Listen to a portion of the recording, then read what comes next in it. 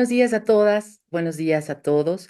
En Good honor darles morning la to all bienvenida a este attendees. encuentro I CIESS have de the honor to inteligencia welcome you to artificial the en CIESS las session instituciones de entitled seguridad social, Artificial Intelligence in Social perspectivas, Security desafíos Institutions, y estrategias para la Perspectives, transformación Challenges, and digital. Strategies for the Se trata Digital de dar una Transformation. oportunidad para reflexionar en This is conjunto an cómo las opportunity to tecnologías reflect emergentes, together on how particularmente la emerging inteligencia technologies, artificial, han transformado el particularly presente artificial y modelando el intelligence, futuro de are nuestra región. transforming the Como present and sabemos, shaping la the future seguridad in social es our un pilar region. fundamental para As we asegurarse el know, the bienestar de social las personas a lo security is largo de a su vida. fundamental Sin pillar embargo, for en el ensuring the mundo cada well-being vez of más people digitalizado, throughout their las lives. instituciones However, in necesitan an increasingly evolucionar para digitalized responder world, con eficacia a institutions need nuevas to demandas y evolve to respond desafíos. effectively to new Es demands and aquí donde la challenges. inteligencia artificial And this is emerge como where una artificial herramienta clave en intelligence esta transformación emerge para as a automatizar key tool in procesos, this optimizar la transformation toma to de automate decisiones y processes, brindar servicios optimize decision personalizados. making, and provide more En este personalized encuentro nos services. proponemos examinar las In this oportunidades y session, los we intend desafíos to que conlleva la examine the implementación de opportunities and inteligencia challenges artificial involved en las in the instituciones de implementation of seguridad artificial social intelligence in social mediante el security análisis y institutions la experiencia through the de los analysis expertos and que experience of generosamente the han experts aceptado nuestra who have invitación, generously lo que nos accepted our permitirá una invitation. comprensión This integral will allow sobre us cómo a estas tecnologías comprehensive pueden utilizarse understanding para on how mejorar la these eficiencia, technologies can la be used cobertura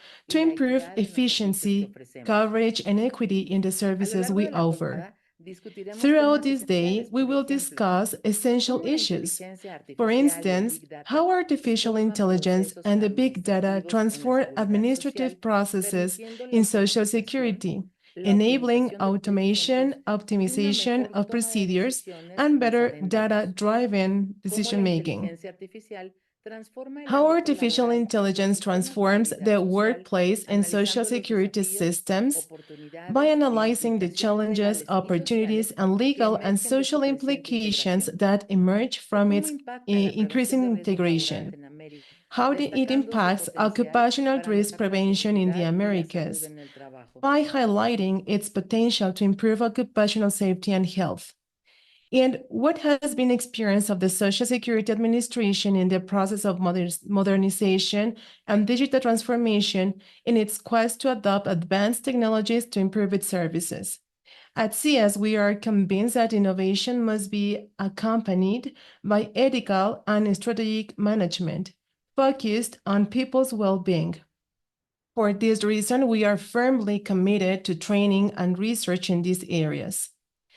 This CS session is part of a larger effort, such as the course Artificial Intelligence in Social Security, which in its third edition is taught to officials of the Costa Rican Social Security Fund, which reinforces our purpose of training professionals prepared to lead the technological transformation of their institutions. We appreciate the participation of the invited experts from different parts of the world. Thank you to Dr. Juan Romero Coronado from the University of Granada, Spain.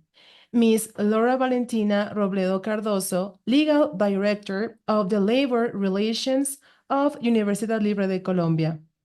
Dr. Idangeli Tropiano Sanoja and Dr. Atilio Noguera from Santa Maria University of Venezuela, and Ms. Marcela Escobar Alava from the Social Security Administration in United States. All of them will help us explore the implications of these technologies from a global perspective and adapt it to local realities. Therefore, I'm sure that the reflections generated today will be of paramount importance in defining strategies to strengthen social security in our countries. This is a time to join forces to put technology at the service of people in our institutions. Without further ado, I wish you an enriching day. Thank you everyone for your participation, and I will give the floor to Mr. Carlos Ivan Garcia, who will present a more detailed description of the activities of this session. Welcome everyone and enjoy. Thank you very much for your welcome message, Ms. Berenice Hernandez Bracho, Academic Coordinator of the Inter-American Center for Social Security Studies, the teaching, training, and research body of the Inter-American Conference on Social Security. We will also like to provide our gratitude to the invited speakers who are with us today from the first contact that we established with them by email, where we are willing to participate in this session. And this session has the aim, as Ms. Hernandez already mentioned, is to share different perspectives of experts, discuss the challenges, and acknowledge the strategies for implementing the technologies based on artificial intelligence in Social Security institutions. I also have to reiterate that this session takes place within the framework of the activities linked to teaching and research carried out by the Study Center.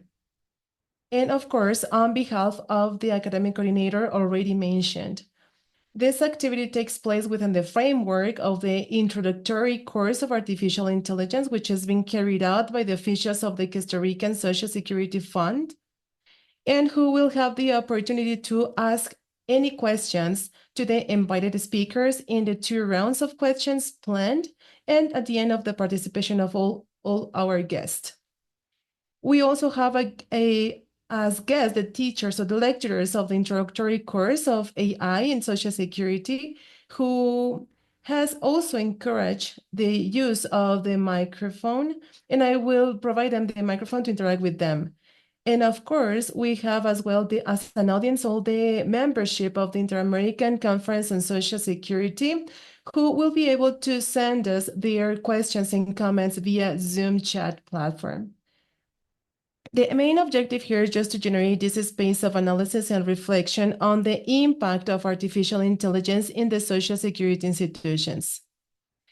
And I would like to emphasize the dynamics of the activities planned for today's sessions. Before the participation of each guest speaker, I will read their resume. First of all, we will have the intervention of Dr. Juan Romero Coronado, then the participation of Laura Valentina Robledo, followed by Dr. Ichandele Topiano and Atilio Noguera, and then we will concluding with the intervention of Ms. Marcela Escobar Alava.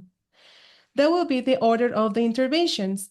In each of our guest speakers will have up to 20 minutes to present their presentation and the link between the different aspects of Social Security and artificial intelligence. And if applicable, I will let you know when your time is over. And we will not be so restrictive, or we won't limiting the use of the time, but we have to comply with the schedules and availability of our guest agendas. So we have to try to stick on the established schedules already. So once individual interventions of each speakers have been completed, we will move on to the questions and answers section. In the first part and round of questions, we will collect up to 4 interventions from all our guests and the officials of the Costa Rican Social Security Fund, who will be able to raise their virtual hand. And once they are granted the use of their voice, they have to turn on their microphone and camera. We only ask that before to activate your microphone and speak, you have to indicate us the order of participation. So we ask you to be specific with your questions and comments, so we can leverage this time as much as possible, so we can exchange our experiences among us, among each other, and the experts and the officials of the Social Security institutions. And once 4 people have asked their questions, our guest will answer them either by referring to the specifics or by personal reference to which their questions are being done. And we will then move on to reading comments and questions in the Zoom chat. So we'll be attentive so that anyone who decides to ask the questions, we can take it into consideration. And then we will repeat the extras for the following questions with the same dynamic. And then we will completing this session by compiling some highlights or notable aspects and we will mention some final considerations, and we will closing with a few words with our academic coordinator at CIESS. So without further ado, and just to give the floor to our guest experts who will help us out to understand this interesting topic, we are pleased to provide the mic and the space to Mr. Juan Romero Coronado. Mr. Juan Romero Coronado, he is a professor for the Labor and Law and Social Security Department at the University of Granada in Spain, with over 22 years of experience in teaching and research. He has a bachelor's in law in 1999 and doctor in law in 2009. He has focused in his career on social protection, addressing key issues such as unemployment, retirement, and widowhood, as well as farmer social security. He has published over 60 academic papers, including research on the impact of big data and artificial intelligence on social security management, highlighting his contribution to the analysis of advanced technologies applied to social scope. His work in teaching includes course, and actually his work is very relevant for the social security institutions in Latin America and the Caribbean, and is the general treasurer of the Social Security in Spain. And among other functions is the affiliation of the workers and the control of liquidity of different quotations. And at the beginning of the 90s, he started with an important process by introducing the digitalization to the technological services by creating general files of affiliation, collection, and contribution basis of Social Security. In 2008 and 2011, he moved towards a comprehensive model establishing the obligation of companies to submit monthly contribution bulletins and make payments through electronic means.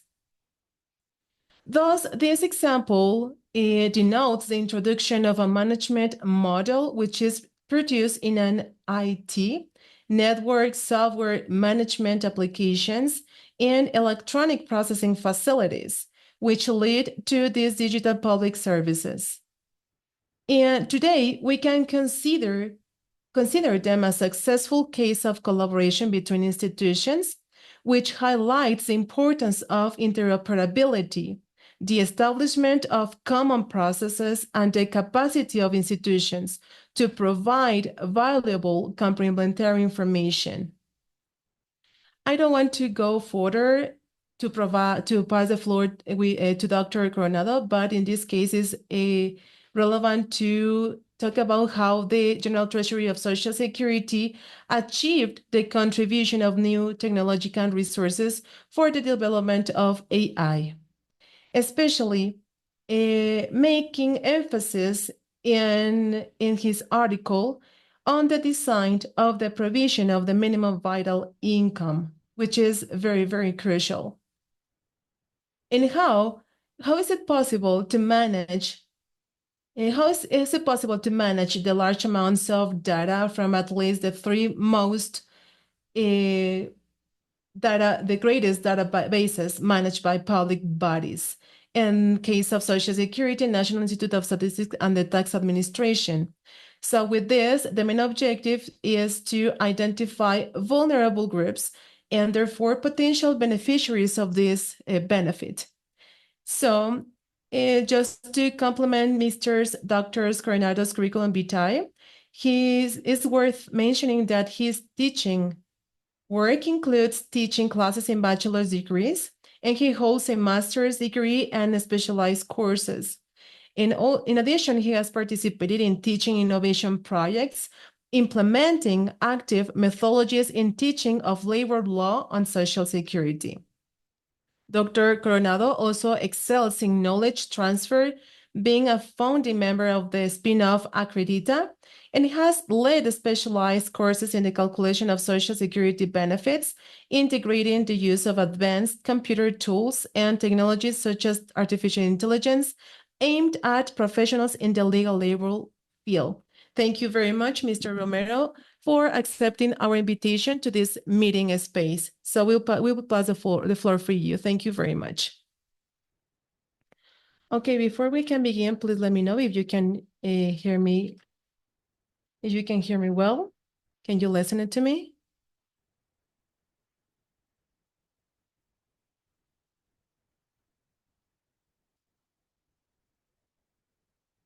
Can you hear me now? Thank you very much. I thought that I had some technical problem. I wasn't able to listen. Yeah, I'm sorry, but I cannot see you here in my screen. Can you hear me? Could you please confirm? Yes, doctor, we can hear you.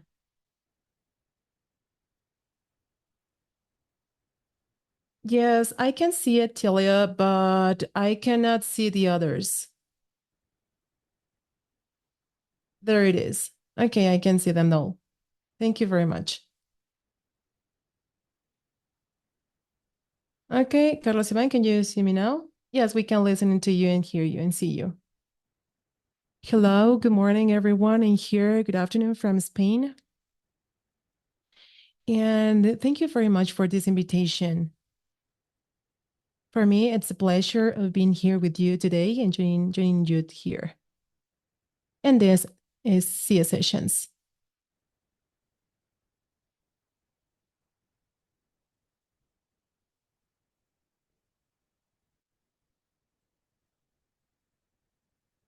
Okay, Carlos Ivan, are you here? Yeah, I'm sorry. My apologies because I think that it was disconnected.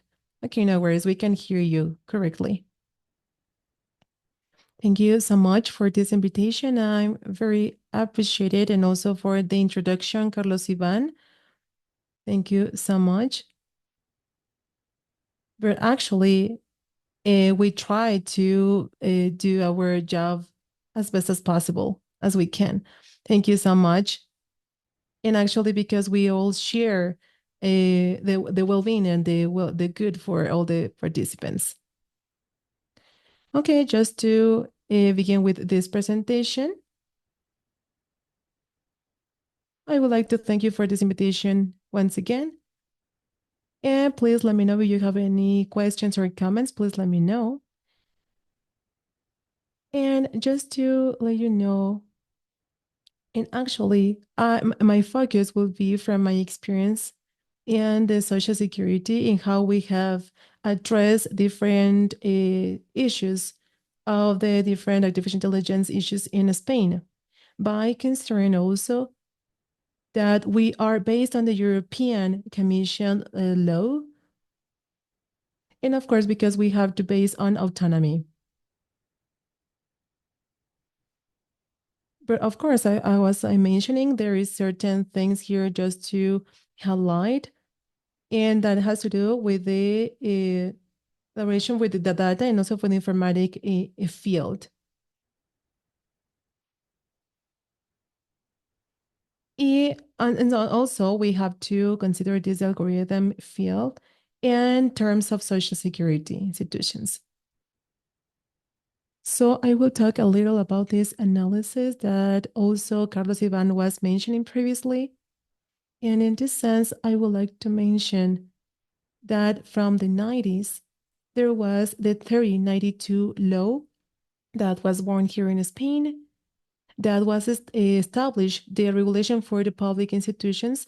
In this law, they made a detailed analysis on how the information exchange can be implemented within the administration and for the different social security staff. These people have a different regime for obligation and social security regime or scheme.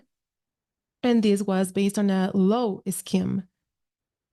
And to have the right for the informatic filing and the transmission of the data, informatic data for different people and the different organisms or bodies from the social security field. And for this, we require different informatic processes. In this sense, we have to consider that the evolution that we have been producing from the 90s to the current year has been a greater evolution in which we can just now talking about the technological databases based on informatics. And the evolution of artificial intelligence is that will enable us just to have a lot of process and not only just to become into a greater transformation, but also to articulate different processes in the activities. So we can provide different mechanisms for the administration. And of course, just to anticipate different planning in terms of social security. And what we want to highlight here in this evolution, in case of Spain, is the generation of the mechanisms for the data control and the coding for different materials. And of course, there are some other problematics that may exist here.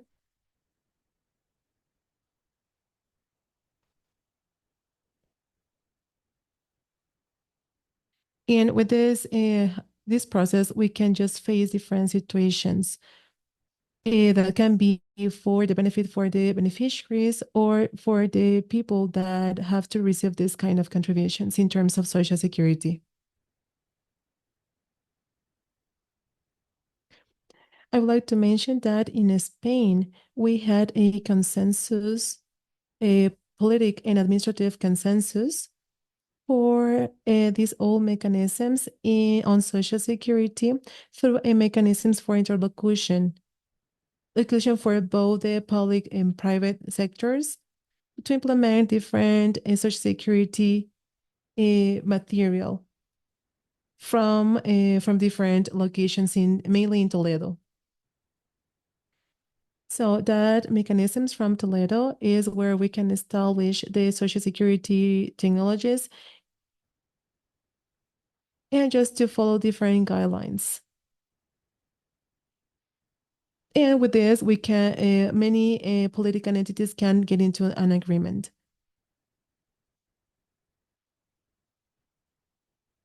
And of course, we have had the need to establish different mechanisms. And also just to strengthen the informatic and application for the big data mechanisms and the social security scope.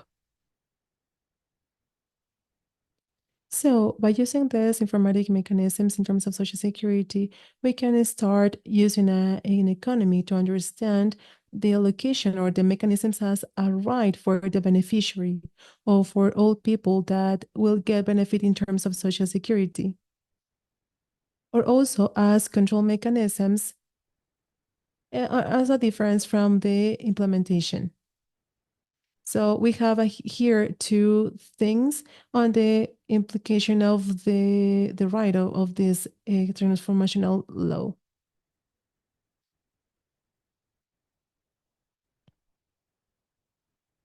And also this is where the problematic arises in case of the Spain case, just in which we can just encounter a legal issue here by the establishment of this.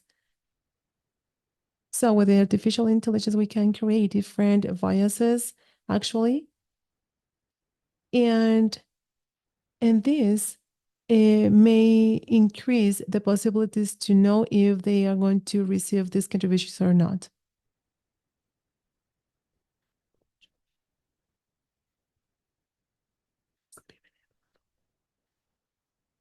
And also because we have a lot of in public institutions that having been implemented different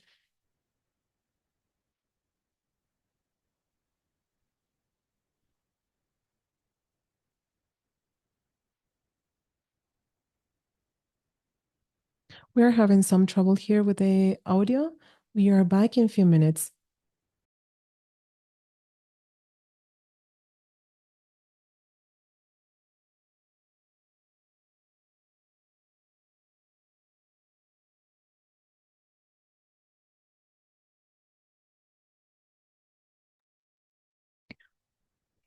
Okay, so we are back.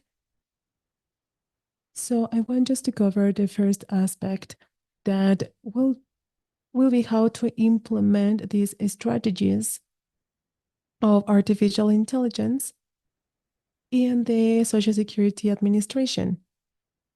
And the second scope that will be the development of the artificial intelligence in Social Security, considering many instruments and all the technological tools and the applications of big data and artificial intelligence. And also just to guarantee the rights for the people by applying for these kind of mechanisms. And this is how we can just observe the efficiency of this kind of mechanisms and tools for the implementation of the Social Security in different entities. Okay, so in the first scope is a implementation of this kind of measures. We should consider that even though the evolution and of these mechanisms is common, and also because they can support us in the establishment on the Social Security, we can allow us just to comply with the different implementations.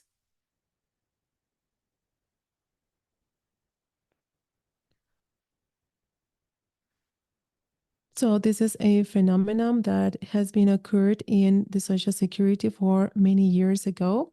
So that is why we have to plan the design in when we implement different measures, because when the artificial intelligence become a good transformation, we have just to make use of them. And of course, it have to be introduced in the different fields.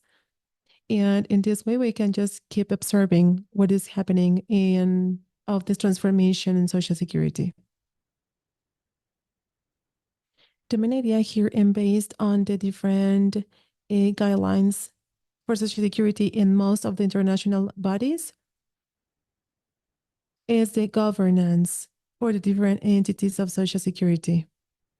So in this case, we have to design a particular, make a particular design for the entities of Social Security for the implementation of AI in the different processes. So it doesn't have to be randomized, but we have to do an analysis for the different Social Security entities. So this implementation can be effective primarily within the institution, but also it can allow to guarantee that protection for the beneficiaries. And it can be especially significant for the administration, in the public administration for the Social Security. And due to the different problematics that we may encounter.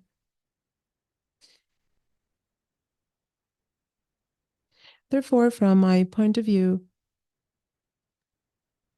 also based on the international bodies in terms of Social Security, we have to make this in a rigorous way with a competent stakeholders, is just to know this area and just to make sure that we are creating good atmosphere for the application of these alternatives and mechanisms in terms of Social Security.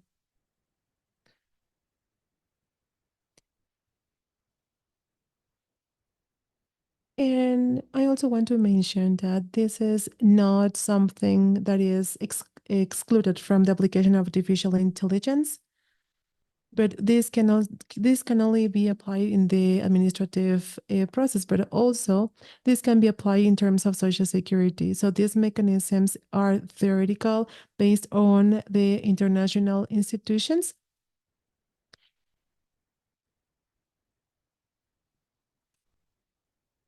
So this is a theoretical framework application.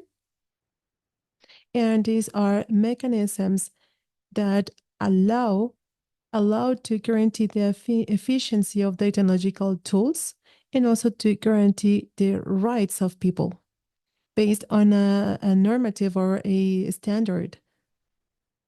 And can be transferred into the Social Security field, of course. So in either institutions in we can just implement it. So this is the general standard, the ISO 18000. So in a more specific way, when they apply these tools in terms of social security, the ISO and some other standards, they are worldwide mechanisms already established. And these mechanisms should follow different criteria. And of course, just to be based on different rigorosity.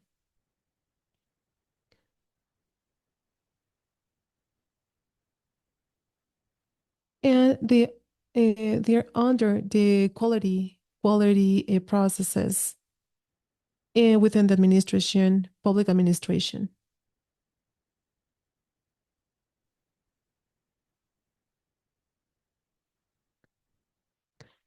So I was mentioning at the end of the day, to implement these old tools in terms of artificial intelligence and social security, we also need different resources and technological mechanisms, previous mechanisms. Without them, the administration won't be able to provide this to the different aspects. So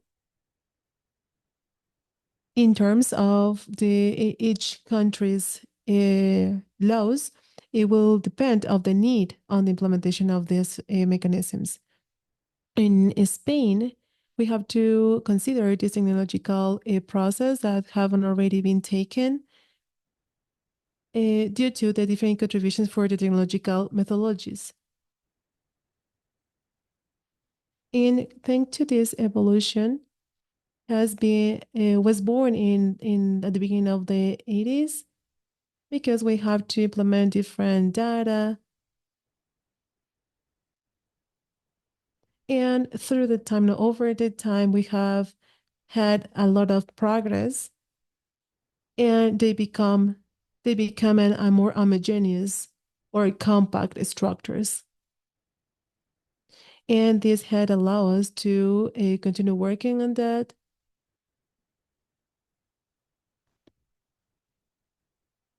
And this had very useful for the development of different mechanisms of artificial intelligence. In 2008, we created a project here in Spain and the Social Security Fund. And the main objective here is just to use all these mechanisms to start or just to start voluntary with this project, even though the population or the people exchange information, different social security institutions, they can have a specific way to share them. And just to have their benefits prior prior to this process.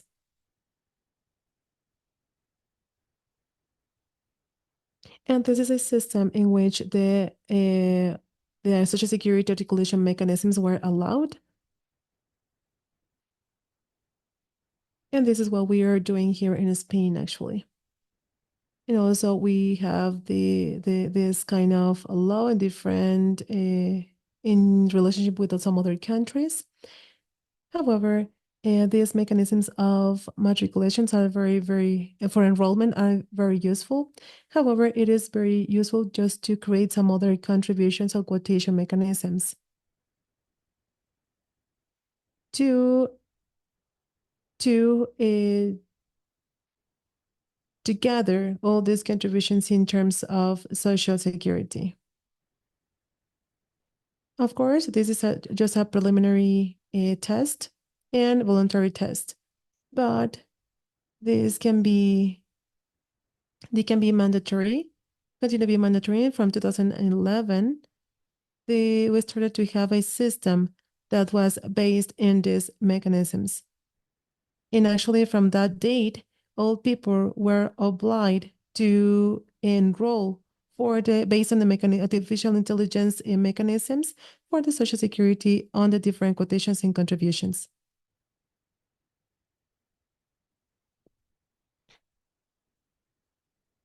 And this was based on the pension system.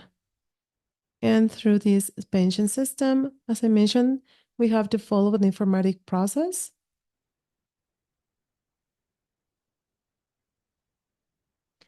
And these communication informatic mechanisms follow a different informatic processes on Social Security.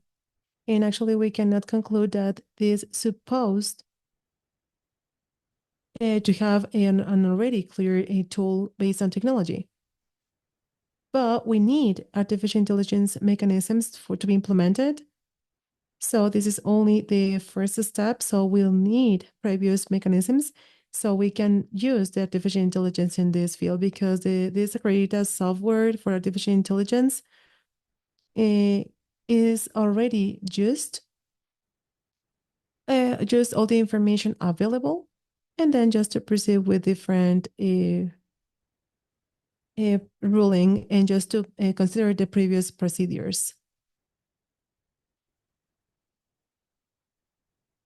And also just to make sure that from the administration and Social Security, of course, we have the legal framework between them. So in this case, we have to follow them just to implement the different mechanisms for the quotation and contribution, and just to avoid the on-site documentation.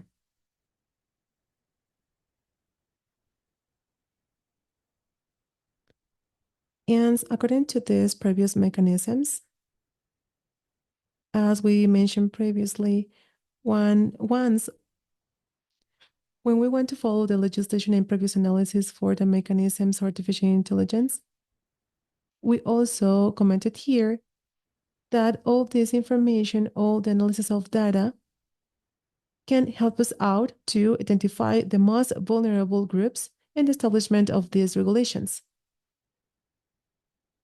And as we are mentioning, this appeared in 2020. And through this software, we have established different informatic mechanisms, and we will be able, which people have to establish or have to apply for these kind of benefits. And actually, we have been able to control it, and just to know which people are entitled to receive different kind of contributions.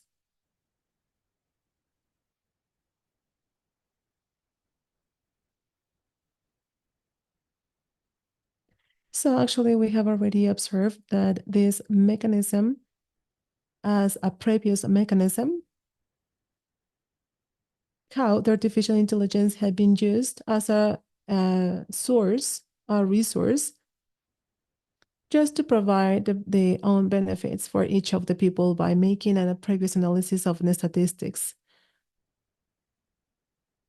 And in a more quick way, they have been providing us with a lot of outcome in terms of Social Security or in terms of benefits over the using of this mechanism. So actually, we are keep working on how, in general terms, this can help us out to different professions, and also that this artificial intelligence can invade. We are just worrying about this artificial intelligence invasion.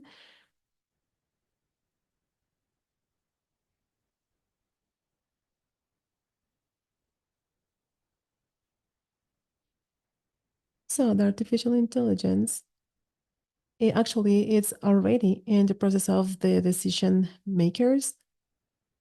And this is only terms, this is according to the decision making of the humans, as we have already mentioned.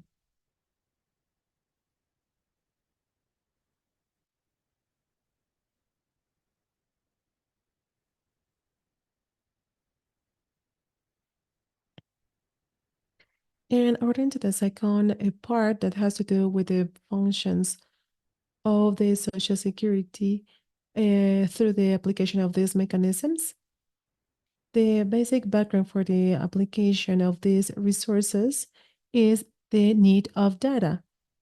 So the master data management will be very useful, and also just to identify what is the main purpose here.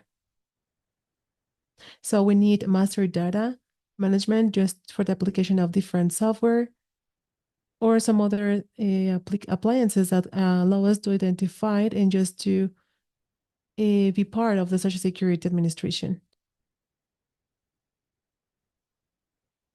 So the decisions and conclusions of the administrative process can be based on the usage of artificial intelligence for the social security.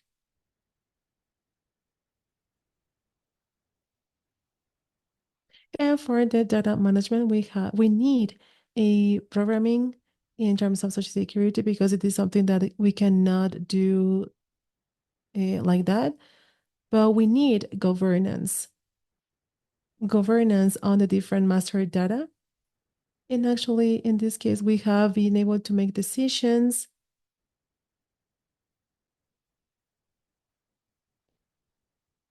And then we will have the programs for the data, the master data self decision making.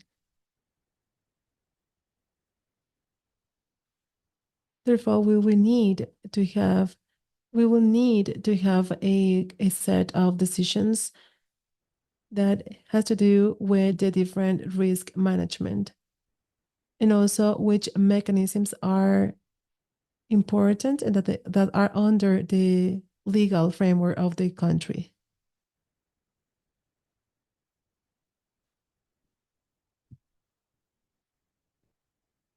In each administration is different from each country. And as I say, and in the case in Spain, this previous relationship is important because in our case,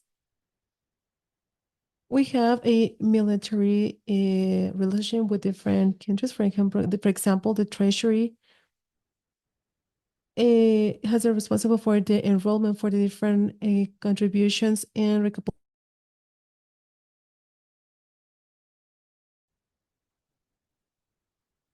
and there we manage all the contributions for disability or the widowhood or different kind of benefits.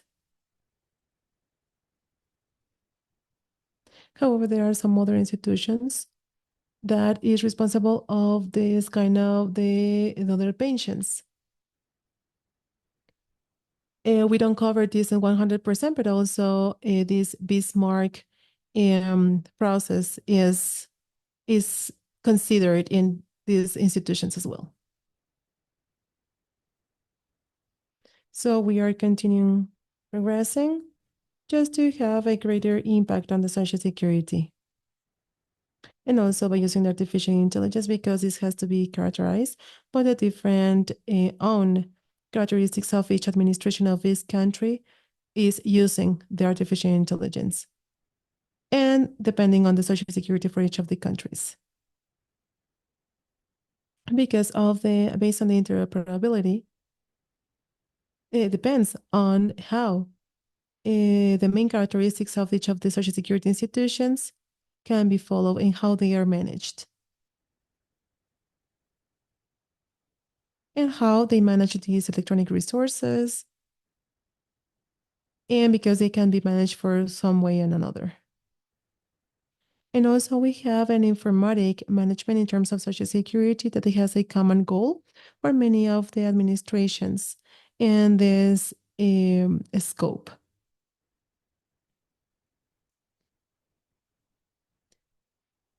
And also they are used as a common mechanisms for the application for the technological tools for each of them. So they have this common objective for each of them.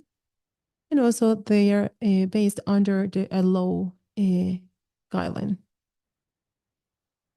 As I mentioned, this is providing the technological support for each of the institutions so they can just make this happen.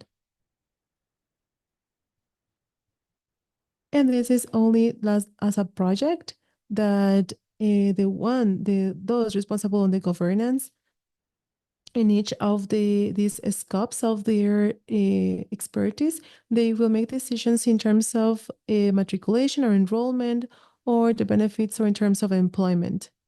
For each of the institutions at the end of the day, they have to make the decisions and they have to realize if they have to know how to implement each of them when they want to proceed with this enrollment. So in this sense, it will depend on the particularities of the administration. in terms of social security in each of the countries.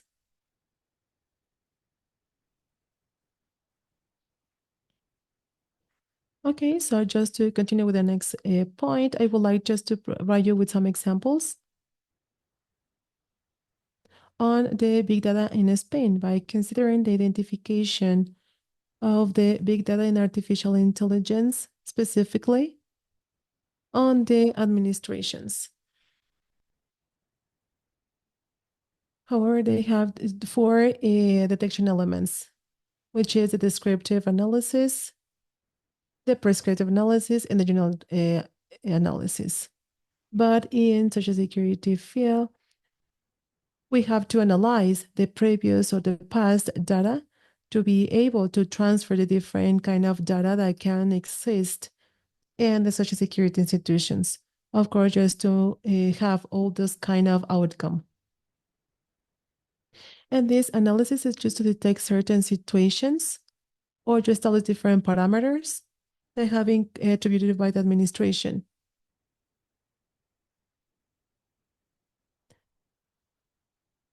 And what they do is just to provide alternatives of the possibilities or the possibilities for the outcome that they perceive from this kind of information. Now, in the Spain case, we have a data evaluation process, and the main objective here is just to establish and just to register different databases information, and this make it possible to know if they are just have a crossover information and just to share it. And of course, because the program does it, and it anticipates this information based on the databases.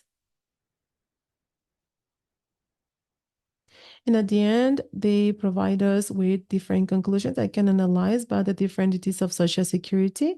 And just they have to consider if they are real or not, if they are effective or not. And at the end, they have to ask or just to provide orders to the different institutions of Social Security so they can just guarantee the benefits or consolidate or just to make a contrast that that person has to be able to be enrolled into the Social Security scheme. And this is why we have to use this kind of algorithms. And this kind of outcome is the outcome is the main objective of this algorithm. In case of the healthcare field, we have also been applying this into the healthcare field.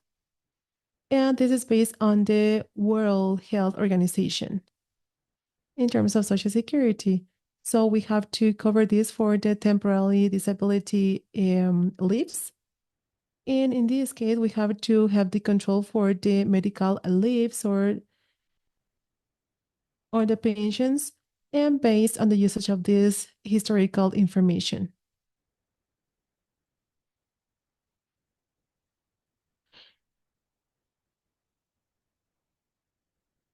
And there are some certain subsidies that are temporal, and this allow to control in a more effective way and just to maintain this legal application or just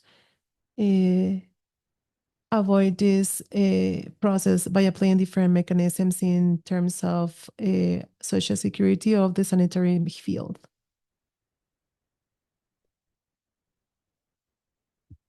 I'm sorry, my apologies, doctor. So we ask you please if you can start concluding in this. Okay, so just to conclude, I would like just to highlight on the interoperability. So the need on having different databases for the public and private sectors so we can be able to have an effective outcome. And on the other hand, and also the interoperability can be effective on international level. So the Social Security institutions can provide this to the different employees. So this will be a good element or just to consider in the future or just to put into the evaluation of the agenda for the international level.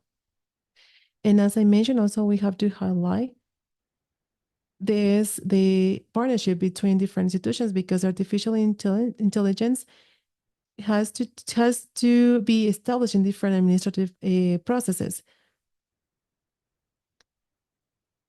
Because of course we have to consider all the data protection, data safety, and even the application of different biases or errors that we may encounter and the different usage of the algorithms.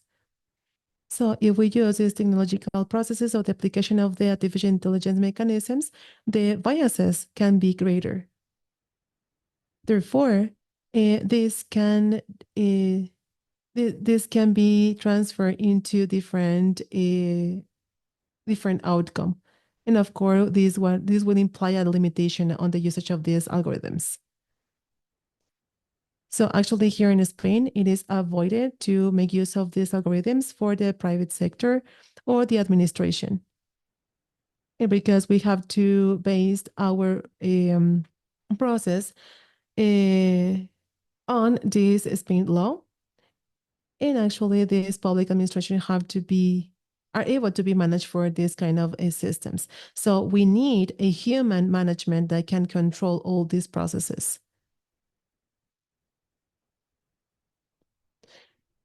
And finally, in our case, on the Spain case, we are also applying artificial intelligence of the integrated technologies for the chatbots. Actually, we are using the chatbots. We are creating different characters or animated characters based on Social Security questions or needs. And also we are applying different APTT appliances and devices. So this is it. Thank you so much, because we have a lot of people that are waiting for the interventions. But this is what I want to mention about the application of artificial intelligence. Thank you so much.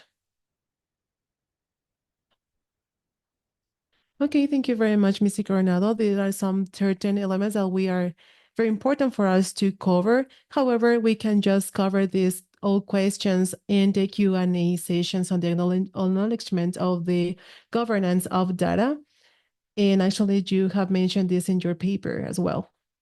And these kind of resources for the infrastructure that are needed to be able to establish different mechanisms of allocation or the usage of these information technologies, and just to provide the different populations on the objectives, and that can support them to identify the different conclusions. And these are elements which is very important just to cover in the QI sessions, and just to respect the times and the schedules to pass the floor to Ms. Valentina Robledo. So we will continue with the next interventions.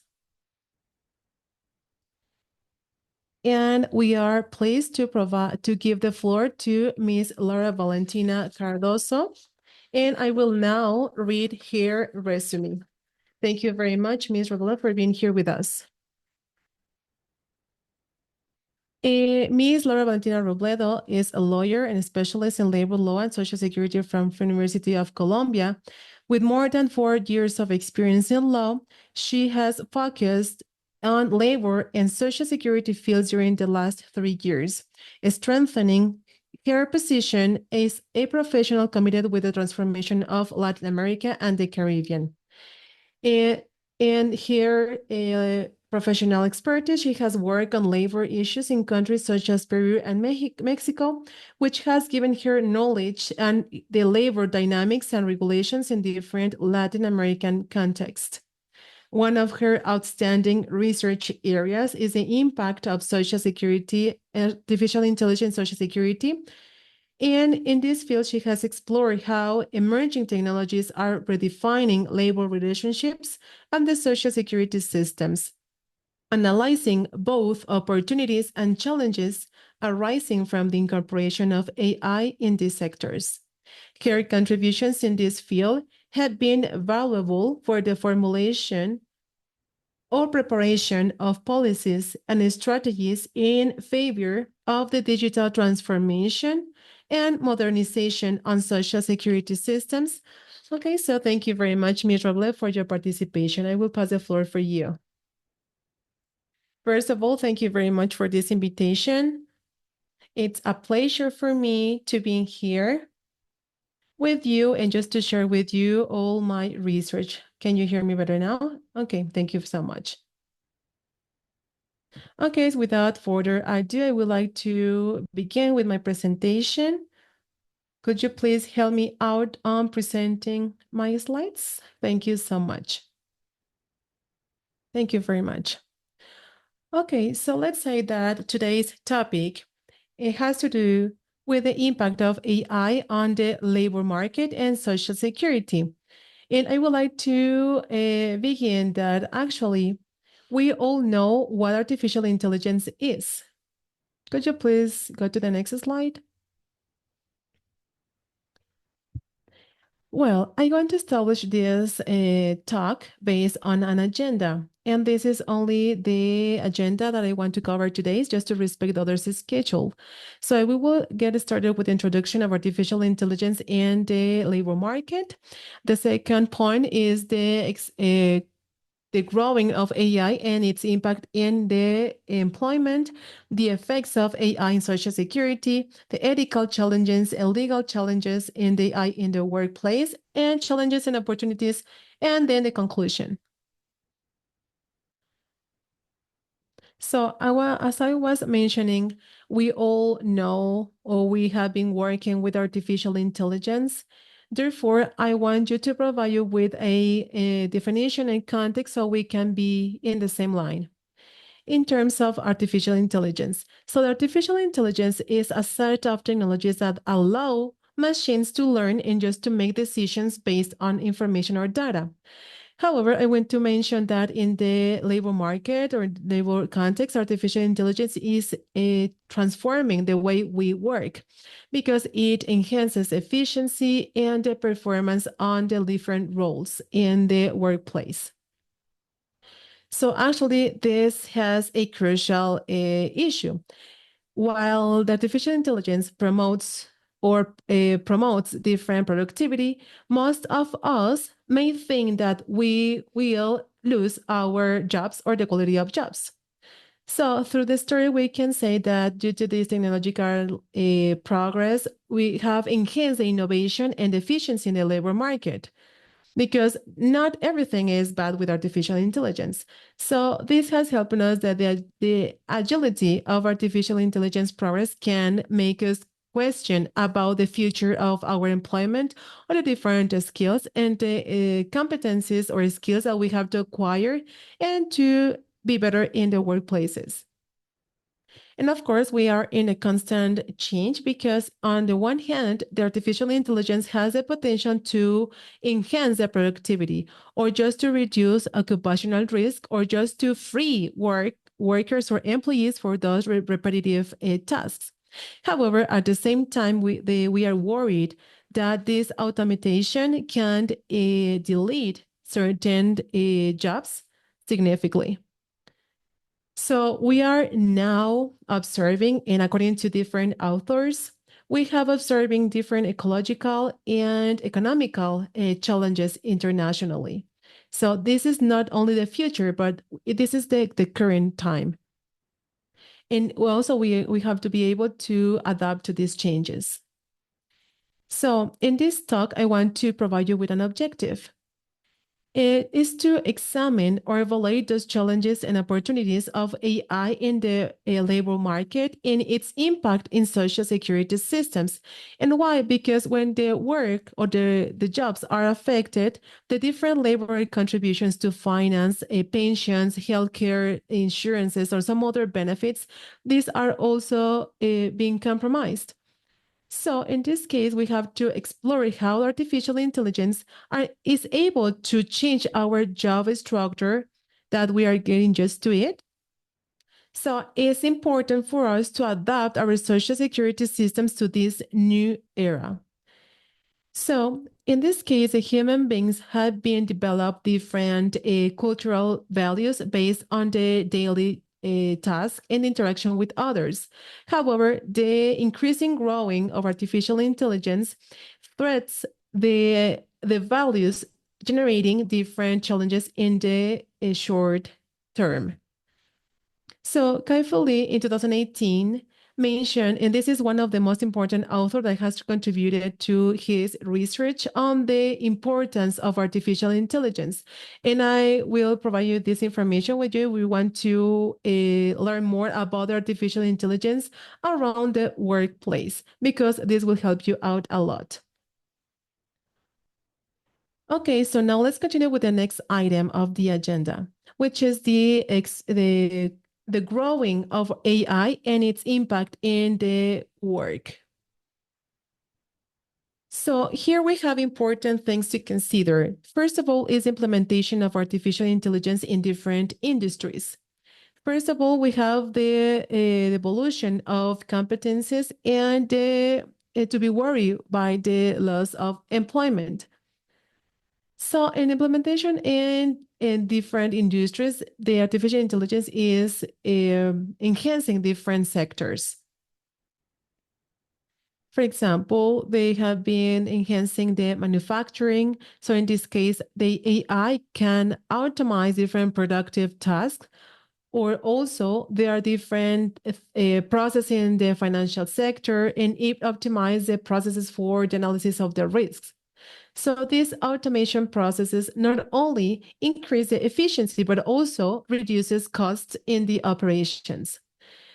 I want you to provide you with some examples. For example, Amazon and Tesla, who are the pioneers on the establishment within their labor markets, artificial intelligence. So they already operate with automate technology, and this operation has allowed them to be in the top 10 of the technology companies. So I work in the BPO or call center a company, and this company is very, very big. As Doctor mentioned, we have presence in Mexico and Peru and now in Brazil. And that is why we have to make use of these artificial intelligence tools to be able to work together with some other countries. However, in the BPO sector, at the beginning, I saw that the level of employment of personnel has to be very big, of course, just to cover the needs of the market. However, to be able to optimize or reduce operational cost, certain companies have already implemented the chatbot technology. So in this case, the labor market is diminishing because there are some other answers that are being provided by the chatbots, and we don't have the need to enroll some other employees to meet these requirements that the chatbots is already covering. Personally, I think that there are certain things that are impersonal by talking with a robot because I still need the solution by a human being. But there are certain things that we are currently facing. And this is not only the future, we are already facing this. So I'm commenting this experience because we are worrying in this employment market, because this system transformation or the jobs is provoking the loss of jobs. So of course, these technologies are able to make certain things that the human beings were able to do. So we estimate that almost 40% of the current employees will be under the risk to be lost. So actually, this won't take a lot, but the artificial intelligence also will create new roles. So if we think about the transition is not equitable, but actually this can just leave different workers without preparation for the adaptation of this kind of demands. And according to these studies, I would like to establish one important study here, which is in 2017. And the impact of automation will lose power on the manipulation of different tasks, for example, on the preparation of the food or some other allocation or accumulation data, or the management of data. For example, all those people that are responsible the management of the information or just do a record different attendance. So will it be easier for us to automate these kind of functions or roles? So this will be represent the replacement of different labor market employees. So however, the automation will require less impact for those jobs that require the human interaction because this cannot be replaced by machines. But for now, we are just having that hypothesis. However, there are certain human tasks that are being done in different fields, and they will less substituted because it's very difficult to automatize those kind of tasks. So, for example, for those that may have children, I don't think that you will be able to ask for a robot to take care of your children. However, in a future term, we can just have that kind of things. But for now, it is not possible. Miss Valentina, could you please just separate your mic because you have a lot of interference here. Thank you very much. So sorry for the interruption. No worries. Is it better now? Yes, much better. Thank you so much. Okay, okay. So just to continue. So by considering this job losing, all people, we have to retrain or re-educate their skills or their abilities. So this is one of the greatest challenges. So of course, this is for some employees and some others will require advanced technological skills. Yes, some roles or work will disappear, but some others will need a lot of the abilities of skills. So we are still developing some skills. So we not only have to understand algorithms or just to manage computers or programming, but this change implies a training investment for both the companies and also for the governments. So here it's very important because the governments have to start reviewing their study planning and of course, mainly in the public universities or different public colleges. And this will prepare employees to ensure their transition to the traditional work to the technological area. And in the third item of the agenda, we have the effects of AI in Social Security. So here we have two important things, which is a modification of the Social Security and some of the proposals provided by the authors. And we wanted to show you here in this slide. So in terms of the modification of Social Security systems, as you may know, this is based on the labor contributions for Social Security systems. With the automation, the number of employees tend to reduce. Therefore, this can be transferred into a reduction in the contributions. So all the funds or the income for healthcare, pensions, etc. So if the employees are substituted by machines, the traditional manual or the traditional process of Social Security will be unsustainable. For example, in South Korea and some other countries are already facing these challenges on the diminishing foreign contributors. And what I mean with this, so the lesser the contributions, the lesser workers. So what we can we do with this information or with this situation? So we have been debating in this challenge, and we want to implement a universal basic right. So this might be a little bit controversial, but actually this is why we are not observing this universal right, basic right in most of the international bodies.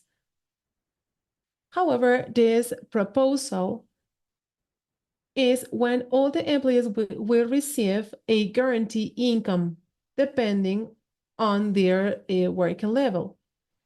And that is why we need automation for Social Security. However, the financing of this universal basic income is complex and it requires a fiscal or taxable reforms. And also, it's important to mention here that companies and governments start working together to evaluate which systems will be sustainable in the long term. So, in this basic universal right is just to provide a universal income for everyone. So everyone need to have access to medical attention, for housing, etc. However, there are some other governments that this might be another challenge for the different states. And some others say that this will lead to a lesser productivity. So I would like to mention that this concept is not, it's a new. So to provide the basic needs for everyone has been provided for a long time.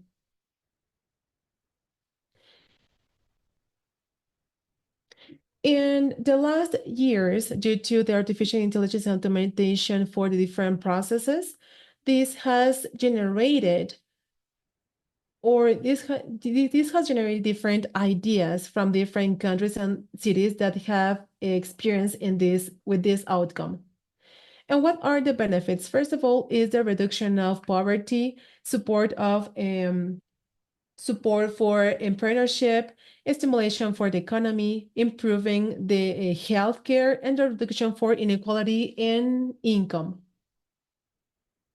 And there are some other people that may face different difficulties, such as the cost, the lack of incentives to work, injustice, and the implementation is very difficult. I'm sorry. Okay, so now let's continue with the next item of the agenda, which is the ethical and legal challenges in AI on the workplace. So here we have different aspects such as the ethical issues, the biases and discrimination, and regulatory frameworks. In terms of the ethical issues, the artificial intelligence in the workplace not only transforms employment, but also the ethical issues. And one of the main worries here is privacy. Because in the workplace with the artificial intelligence, the companies have the capacity to monitoring employees in real life, from their movements to their productivity. And of course, this may enhance productivity, but also this can affect the privacy and dignity of employees. For instance, we in Peru, we have a lot of workers that work based on the teleworking.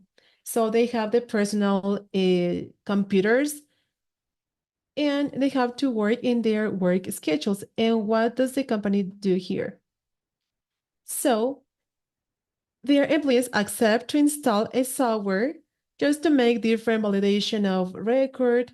However, there are some other softwares that take screenshots every 5 minutes of the employees' work in their work schedules. But let's say that this software fails and they start making some screenshots with in some other schedules in the work. So actually we are just affecting the privacy of the workers. So for example, I'm having some talks or I'm having some research or some other task and the software fails and this software is taking some screenshots. So this is a complex issue that we have to consider and just implement different improvement conditions. And now, biases and discrimination. This is an important aspect because we have different biases in the algorithms and the usage of artificial intelligence.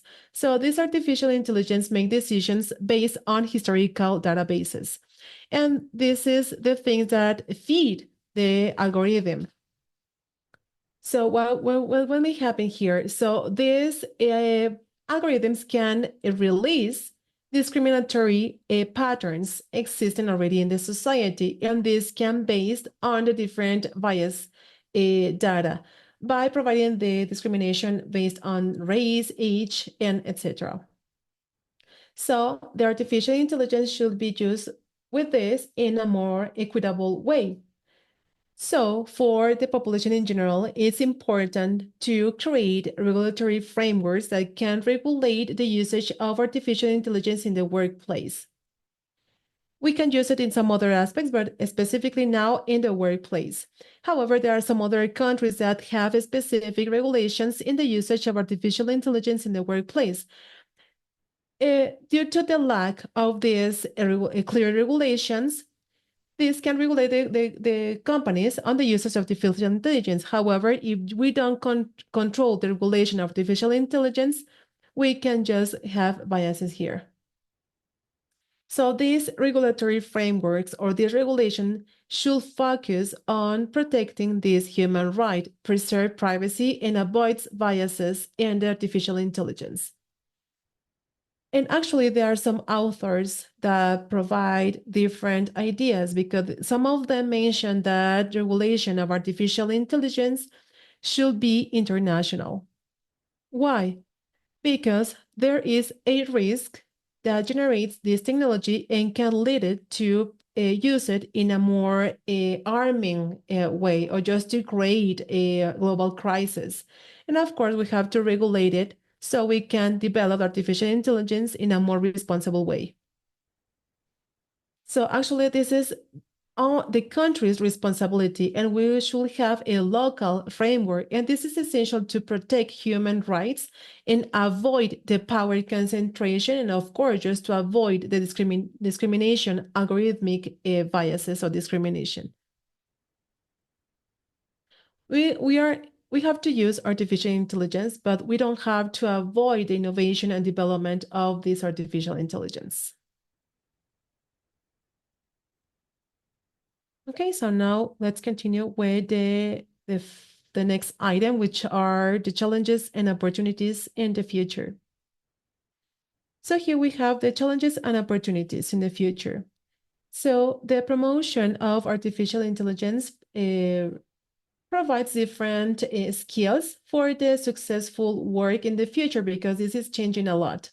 And not all people have access to education or training necessary to face this kind of process. So this will lead to population inequalities by creating gaps for those that can be adaptable for the technological process and for those that cannot. For this, we need to promote different policies for continuous training and a social security that can be adaptable for the different progress. So in this case, we have significant changes. Artificial intelligence and creating different industries, or such as the big data, the robotic, or the development of artificial intelligence, specifically in the systems area as well. And also in the healthcare sector, as we have already mentioned. So artificial intelligence is improving treatments in diagnosis. Whereas in education, we are implementing training platforms or educational platforms with a more adaptable processes. And with the correct education, we can leverage these advantages that artificial intelligence is providing us. And of course, just to cover and just to add different workers. And as a conclusion, it's important to know that artificial intelligence has the power to transform the labor market. It offers us the opportunity to improve the automatization of process, and also this has certain disabilities on the unemployment and social security.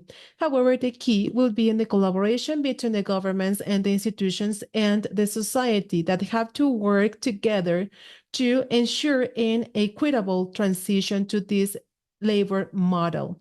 So we have to redesign our social security policies, invest in education and continuous training, and of course, to establish ethical frameworks to guarantee that artificial intelligence is being used equitable in a responsible way.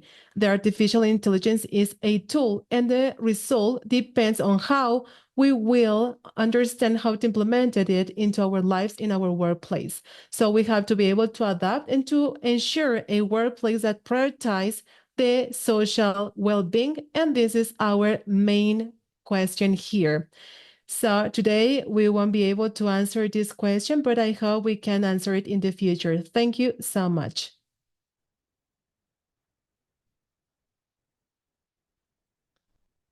Thank you very much for your intervention, Valentina Robledo.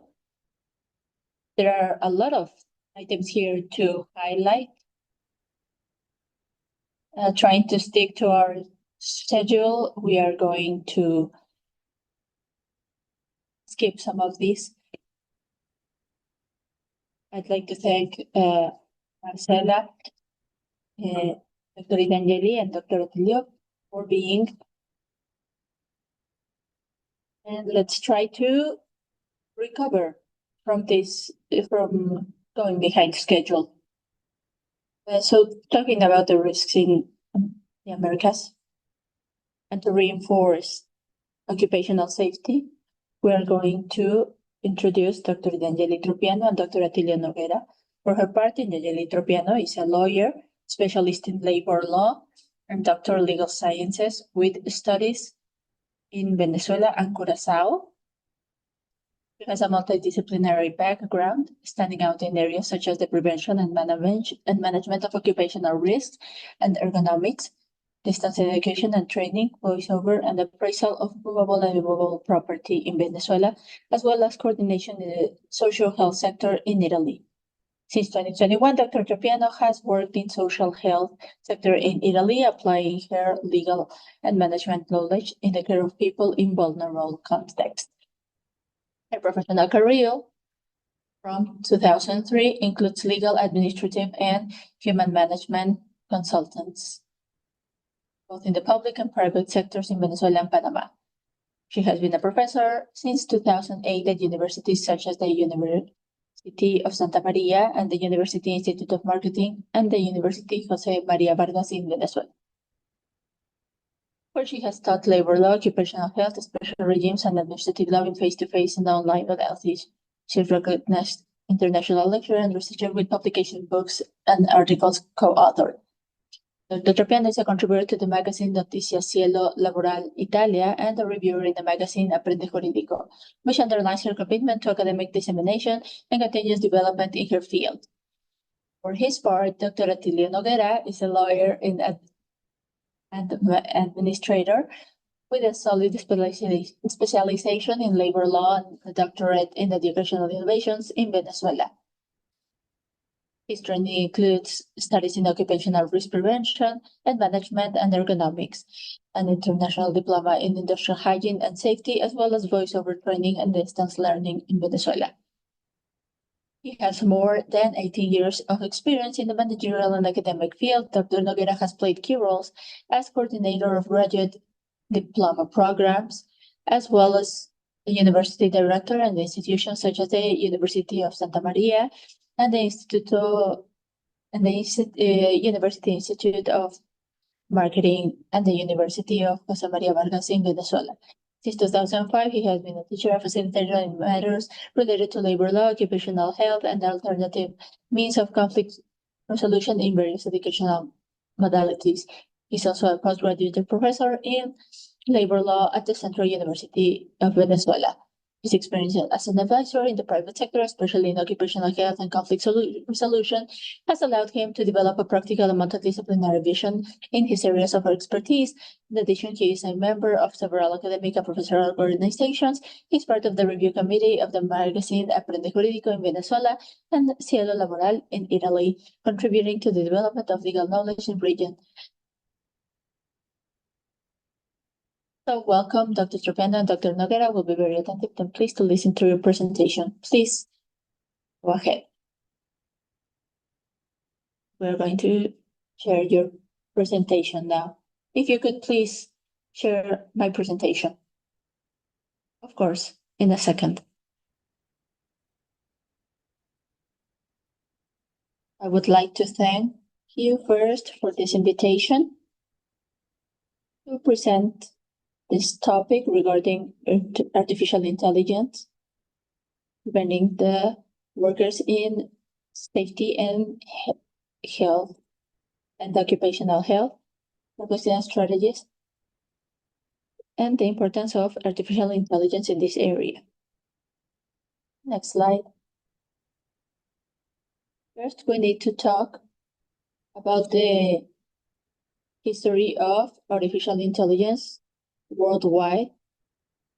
First, there were different periods in 1800s and 1960. There was a sort of calling for an artificial intelligence of a more practical implementation. There's also the portrayal of music, and a writer wrote about the automats. Then we move on to Alan Turing, who started establishing algorithms and created a prediction and assessment system. And in 1954, George Devil, he made the first industrial robot and also made the first manipulator. He's like the grandfather of artificial intelligence because, I mean, from his creation and everything that developed after that, particularly in the automotive industry.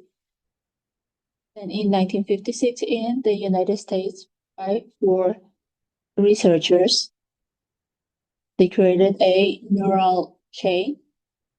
And from that, the research and innovation of artificial intelligence developed. Then in 1965, when a boy defeated a computer at a chess match, but then also when a robot at a chess match also won a human being. Then in 1966, through a report to the United States Senate, there were established the limitations of artificial intelligence. And what it was that the development and research in artificial intelligence was held back for a while until in 1970, the first mobile robot was created that said up to 60 words. It was taken as a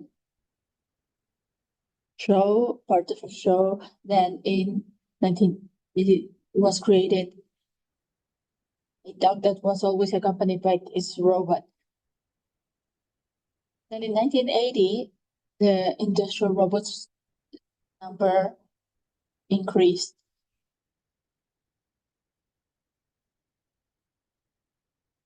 And in teaching also started being included. Then in 2008 and 2009, virtual teaching was taking place. Then it was taken as a part of hosting in Japan in hotels, and robots started substituting people. In the case of Japan, that there was a case where they all wanted to replace all human workers by robots. But what happened was that there was not one person that was not able to properly work in this sector. So he replaced them by robots. But this did not have a positive effect because it was received badly, not only by customers, but it was an additional burden to the few personnel that was still working at the hotel. So the decision was to get rid of robots and the hotel to go back to its original state. But this event is a milestone and was very talked about because it was the first case where robots were sort of fired, and at that time it really drew the attention. Nowadays, for example, in China, United States, and again Japan have hotels where really everything is managed by artificial intelligence. And so far, it has given positive results. Then in 2011, we have the Sophia robot. Next slide, please.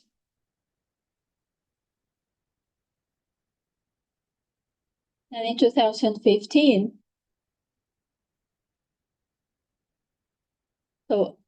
regarding occupational risk and health, artificial intelligence is started to be included. So first to see the sectors that are more delicate and that have a higher risk of occupational accidents and workers' deaths. Also regarding mining and war zones, because they are considered of high risks, and that's why artificial intelligence started being implemented to prevent accidents with workers. Then in 2020, with COVID-19, automation, digitalization, and robotics have a rebirth. Then the origin of Industry 4.0 and teleworking start rising. Then from 2023 to 2024, a initial development has boomed, and now the appearance of Industry 5.0. So this is so we know about what we are going to talk next. Next slide. So at an international level, what's the perspective of occupational health and safety? So the ILO says that there's a high percentage of victims of occupational illnesses, but particularly in Latin America, there are 300 million victims regarding occupational risks. Also, I have also said that there's the number of accidents and illnesses non-lethal. It's a high percentage regarding the risks that take place in industries like mining, construction, agriculture, fishing, and healthcare, where there's a higher incident of the risk that workers are exposed to. The ILO has established certain strategies that they consider that are necessary with the inclusion of artificial intelligence regarding prevention in occupational health and safety.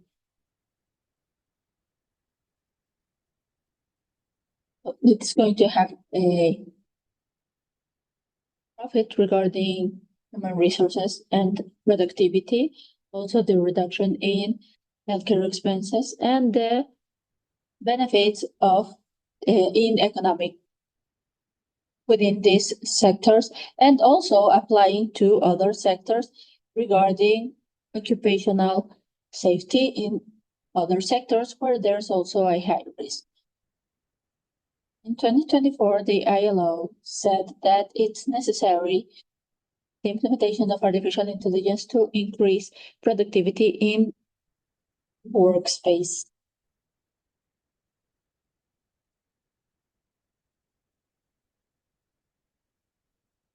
And now we're going to see the relation between artificial intelligence and occupational health and safety. I'll give the floor to Dr. Noguera. Thank you. I like to thank you, please, thank you for this invitation. The practical applications of AI in occupational safety and health is to use this information and to use algorithms to analyze the rate of occupational accidents and risk patterns and to develop preventive policies, but also to analyze this data and to produce sensorial data that are associated with repetitive tasks, such as those related to environmental related risks.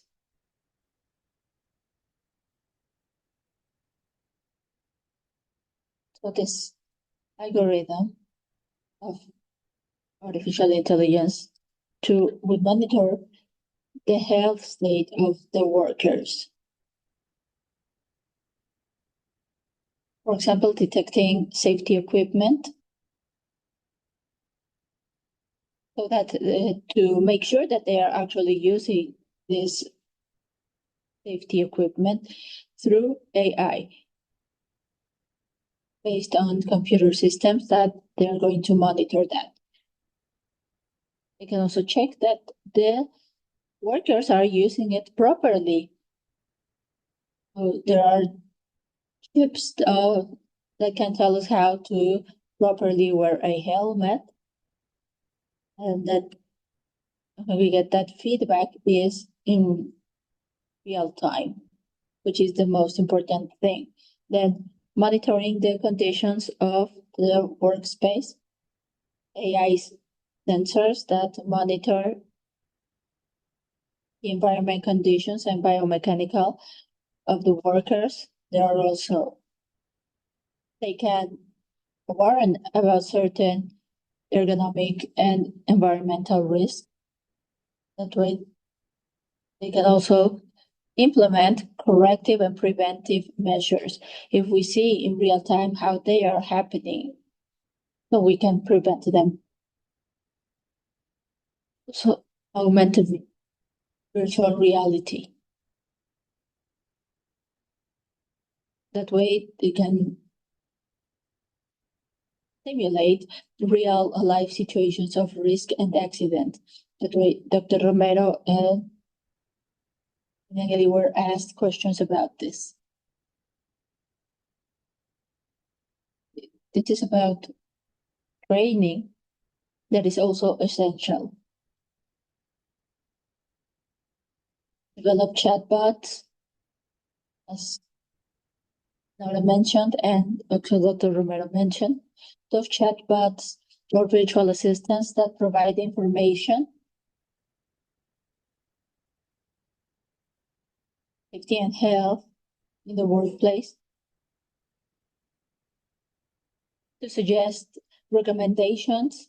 We can see this in ships, for example, the collaborative robots that include AI sensors, so that they can co-work in dangerous situations and reduce the workload, and also reduce the exposure to risk. In the left side of the slides, you can see the case of construction sensors, AI sensors to monitor the stability of structures. Also in mining, AI robots to monitor and detect toxicity. But also there are these little wristbands that monitor the heartbeat to see how the person is feeling in the inside of a mine. So that way, the AI can also detect the risks in the production line. Next slide. Thank you. Take a look at this. You mentioned it, what Dr. Romero and Laura mentioned, and Dr. Trapena mentioned about history, and you see how you are going to see this developing.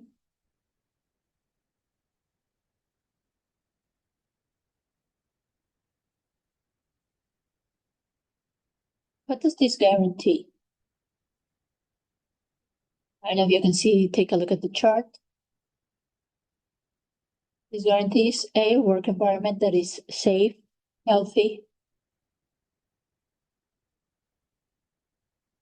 Does this cooperate with the companies, professionals, and the monitoring of processes, but between the companies and the professionals, how to comply with regulations, which is something really large and requires a lot of administration.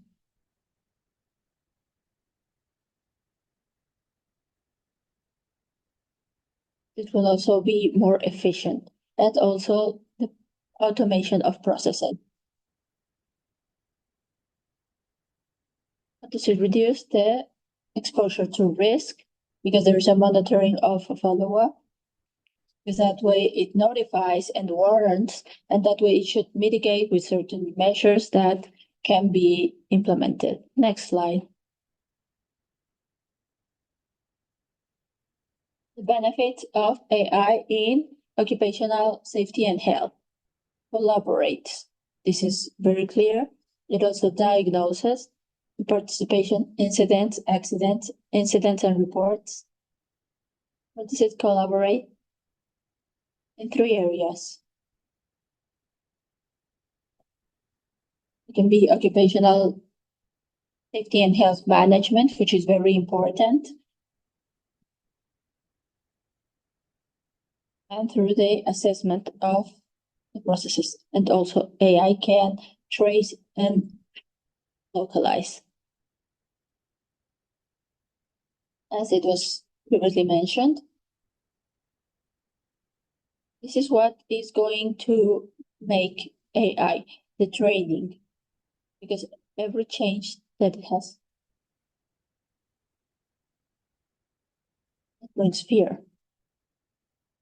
So that way for us to have the tools and the strategies so we can work in our workplace regarding safety and health, but implementing this tool that would benefit us regarding the metaverse for other applications.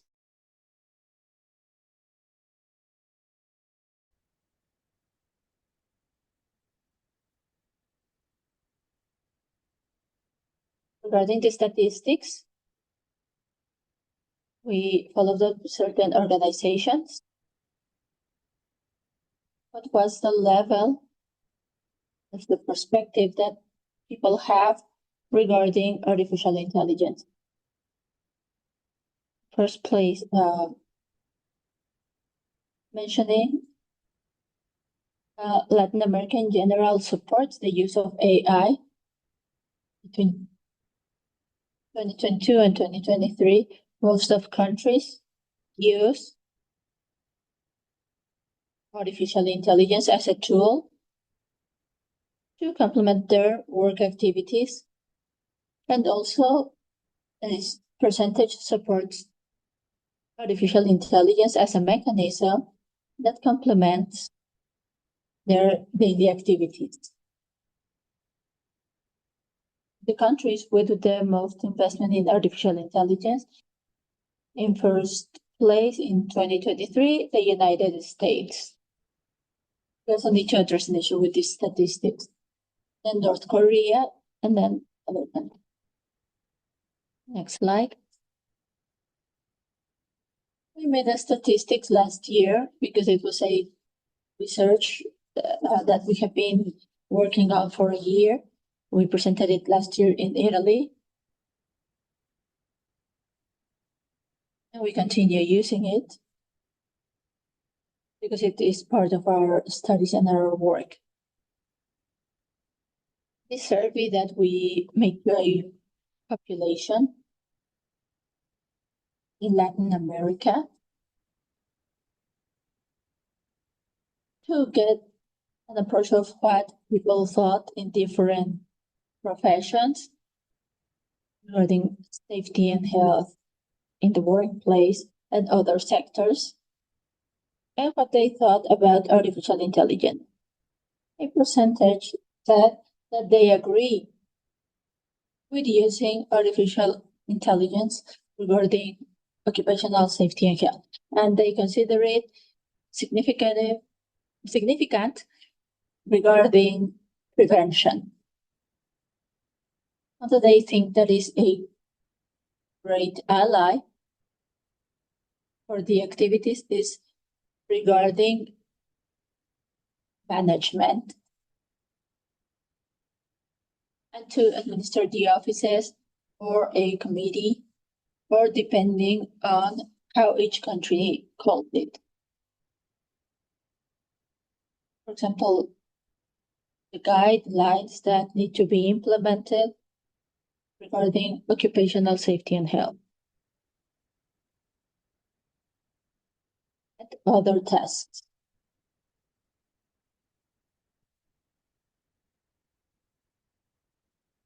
And also they consider the metaverse as an ideal application of education and training of workers to create awareness in risks and how they should act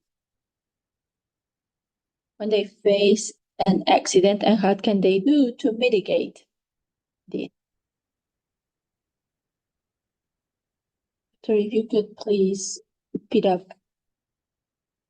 Yes, then it tells us that the countries that have more insight regarding artificial intelligence, first the United States, then Mexico, Chile, Brazil, and Argentina. This is what they indicated of what they think they have more perception. They complemented with the statistics at a Latin America level.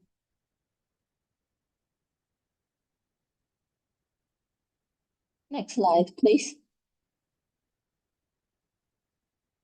Latin America this year is the second edition where there are studies on which are the countries that lead artificial intelligence in Latin America.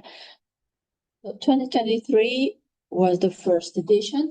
That there is not a lot of variation. These are the results of 2024. First, from Chile, Brazil, and Uruguay. And the countries that are adapting to artificial intelligence are Argentina and Colombia. And then we can see Mexico. Mexico last year was at a higher position than Colombia. They changed positions, but the difference is minimal. There are other countries such as Panama, and there's a group of countries that are still exploring. When we talk about exploring, is that they are starting with innovation and research in artificial intelligence, regarding respecting with other countries. So what was considered to get to this, the factors that were taken into account were infrastructure, development of talent, research and innovation, and how people are going to research about in each country to develop artificial intelligence. If there is development, if there are human resources trained with the abilities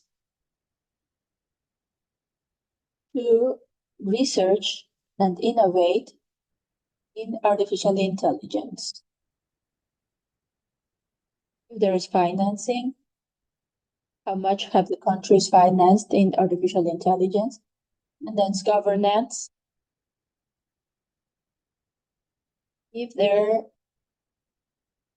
strategies and regulations have been established to regulate so that artificial intelligence is not improperly used. Besides this level,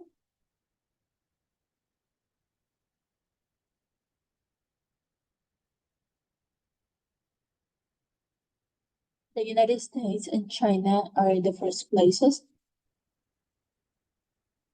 even though they have a lot of development and growth in artificial intelligence. There are other countries like India that have increased their development in artificial intelligence. For example, in Italy, a research and innovation institute is being created. But regarding on the health, regarding healthcare. For example, Spain is designating funds to strengthen AI. And Denmark is at a different position than Spain. In Latin America, we have a different development that compared to these countries that have worked more in artificial intelligence. All these countries in yellow are in an adapting process. They are already developing and they are implementing it, but still they haven't strengthened certain factors that were taken into account so they can get to a higher position. And the ones that are in green are at an exploration level. They want to innovate, to implement it in their countries, but they don't have the funds or the sustainability that might help them to do this. And we have these statistics regarding the Latin American Index, the migration of human talent regarding artificial intelligence.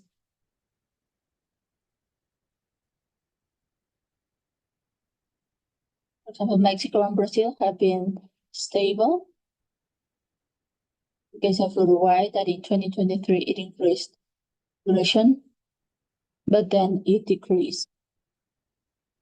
It's considered that this movement of human talent migration, because the people that have the skills and the abilities and the strategies to develop artificial intelligence in their countries, they are leaving to other countries.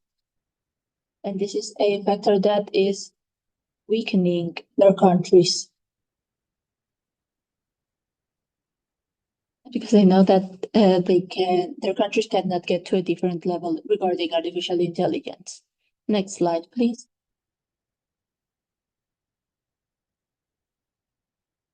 Some countries, what are they doing regarding occupational safety and health? For example, in Chile, they are implementing with cameras to prevent work accidents. They monitor workers and to see if they are using their safety equipment and other things. And also to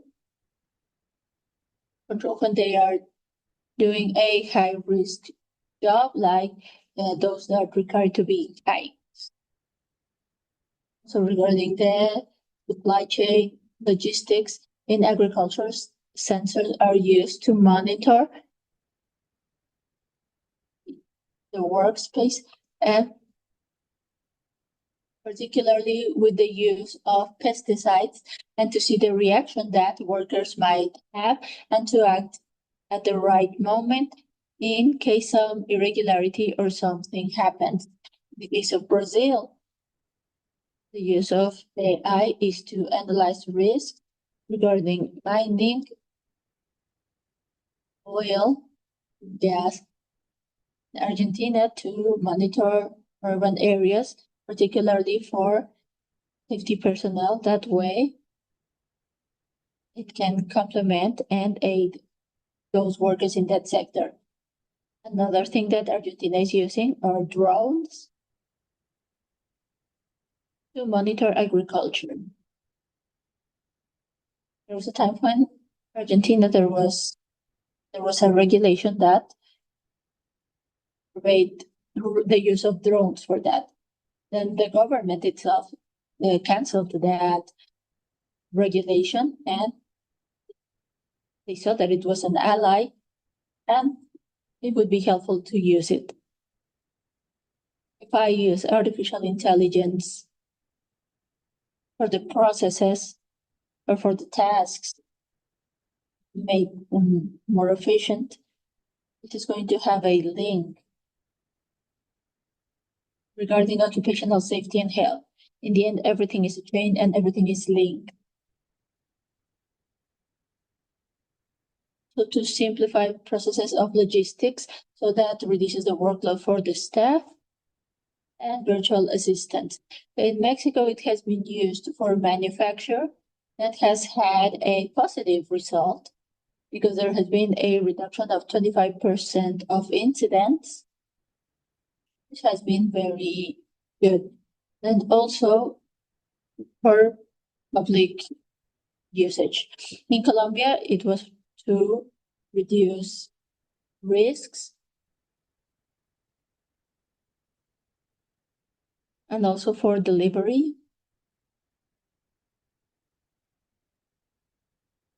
Services that send merchandise product. In Panama, it's mostly used to monitor areas that are wide and how to intervene with those who work in civil protection and first responders in case of something happening.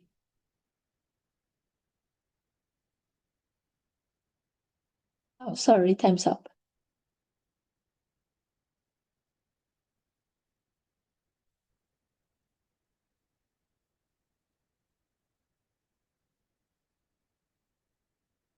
Next slide. These were some examples of other countries. The challenges and the strategies. There's the gradual inclusion this in occupational safety and health. There are also strategies they have been regulating, and that just implemented a regulation for using it. And also to avoid the reduction of work. Also in training, it is an ally.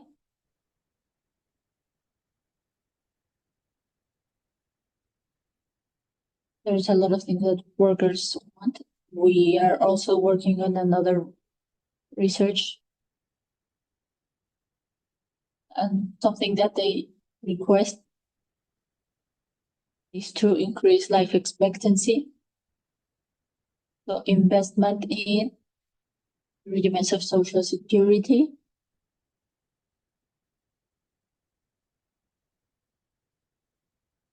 For example, there are companies that have a high incident of unemployment, so that increases the contributions to social security. How to use artificial intelligence in order to cover the expenses of education, health, and other. The challenges, for example, preservation of data, because there have been certain misuse. So people are looking for how to protect people's privacy and the ethics, because this can create chaos. First, the risk. This needs to be included, the risk with robotics, because now workers are going to be continuous working with artificial intelligence, be it through computers or robotics.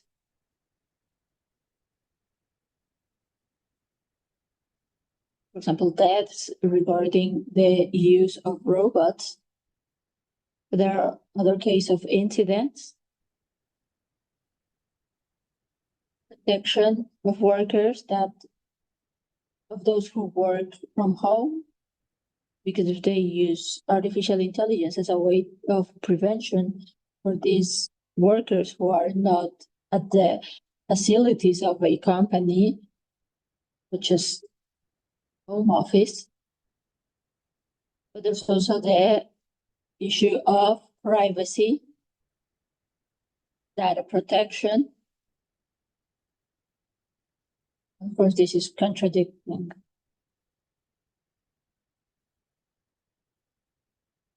So to prevent the incidents that happen during commute, for example, in transportation, the logistics, also they present a challenge in the European Union. Cars that are being sold now must have a tool to reduce traffic accidents, because it's one thing that is an issue in the European Union.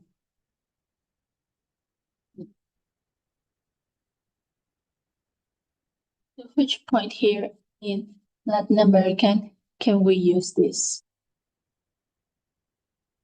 It's a strategy, but at the same time, it's a challenge. The lack of investment from our countries, exclusion of the population, because not everybody has access to internet or technology. The lack of professionals, because we don't have staff and personnel that is skilled in that. And also to adapt to these new technologies. The social hallucinations that can create a new occupational illness. Very interesting topic, because it can affect mentally interacting in the with the interaction of machine and man. Next slide. And the strategies. And then I'll let Dr. Otilio take the floor so we can draw some conclusions. Thank you, Dr. Otilio.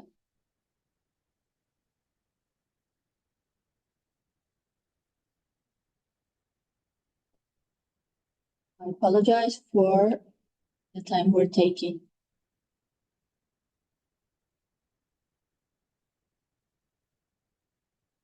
Within the strengths, we had to improve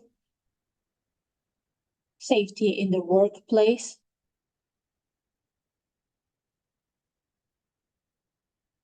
Also to strengthen directly the process. Also monitoring weaknesses, implementation in telework and work from home. Also, as it was mentioned, what happens with our right to privacy.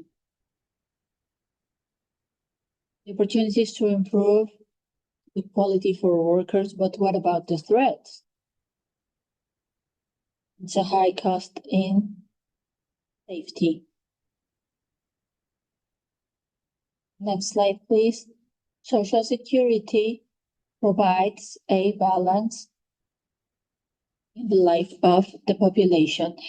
Its imbalance can produce chaos, social and economical, which is why it's convenient to negotiate AI to become a part of social security. Thank you. Dr. Tropiano, thank you. This is something we are going to be able to take some topics in the Q&A. So let's move on to Marcela. She's going to give her presentation in English. You can use the interpretation mode in Zoom, and you can hear it in Spanish. It is a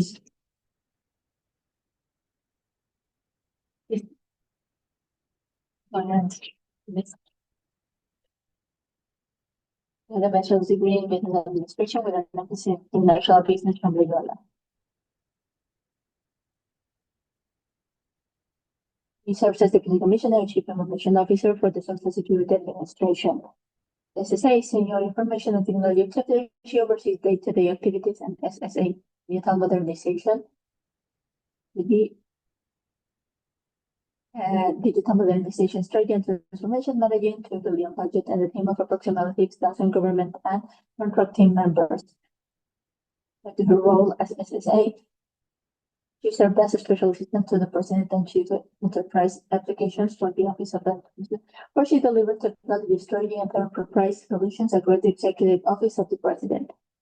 Within the Biden-Harris administration, she also served as the Deputy Director of the White House Information Technology. She was the transformational CIO for Monarch Companies, where she led the integration of applications towards a unified culture and single operating model. Former Chief Digital Officers for the Hispanic Scholarship Fund, where she developed the digital products, technology, and marketing strategies to enable the broadcast reach largest grants, donations, and generational impact to organization has ever attained. She was the divisional CIO for Sony Pictures Home Entertainment,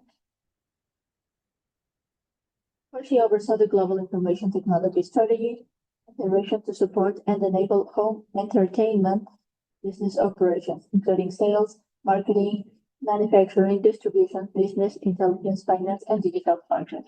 Thank you, Marcela Escobar Alava, for accepting our invitations to be with us today. So please take the floor. Thank you. I do speak Spanish,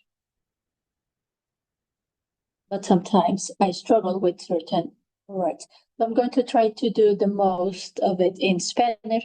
And if I change to English, it's because I don't know the words yet, but I'm still learning a lot. Thank you for having me today. I have a bit of a cold, which is why I'm blushing. I'm going to talk about digitalization within the Social Security Agency in the United States.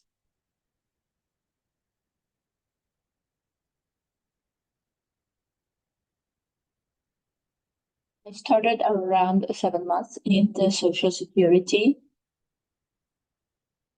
For me, it's the transformation. It's contextual. We have to address what is going on, what the organization needs, and where we want to go. We have a new commissioner who started in December, who was assigned by the Biden-Harris administration. The Social Security has been existing for 80 years now. One of the systems that we have and we continue using.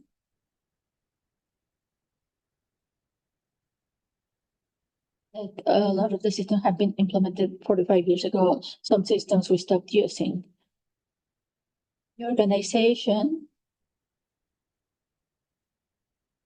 started an IT modernization in 2017. They tried to upgrade and modernize a lot of the programs on how we pay the beneficiaries and how we use the applications and how we process claims and what people request from Social Security.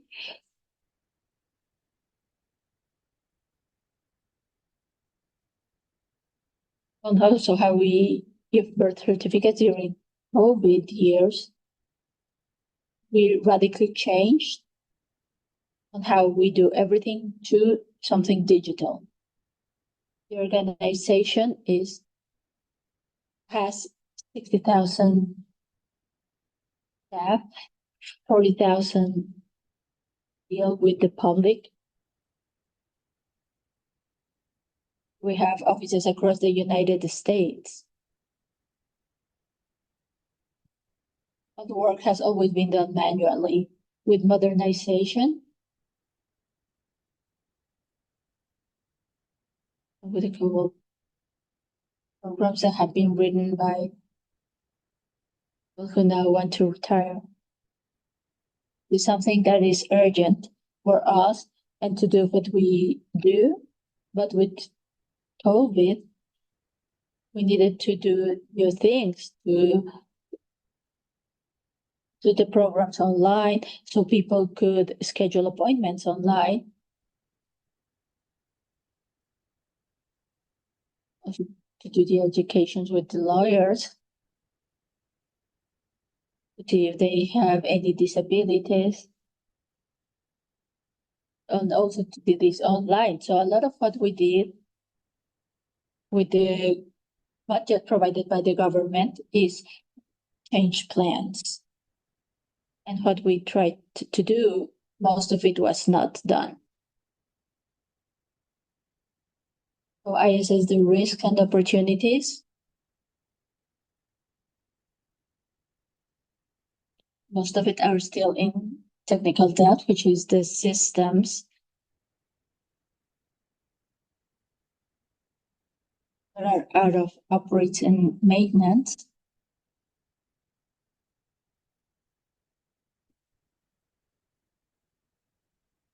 They did not provide support, and they don't give us what we need to keep the safety of the applications, and that represents a high risk to have this in our portfolio. Over 800 applications that for one reason or another we need to change. And the other one is that we have a lot of mandates by the government, by the federal government, to protect identity using things, strategies like zero trust and two-pattern authentication.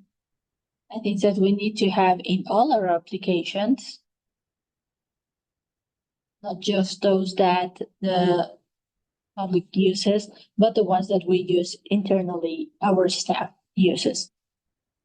Also, identity management is another risk that we need to perform across the agency.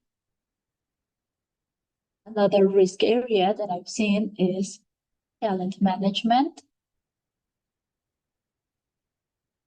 Someone who already presented today talked about this, is that we need to have some people within the agency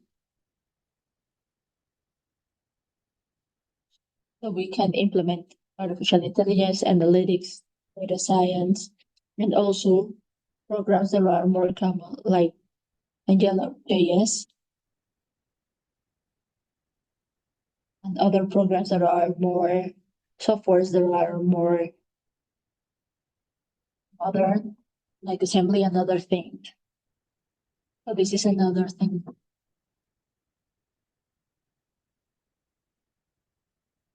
Within the Army is something that we have in informatics, in IT.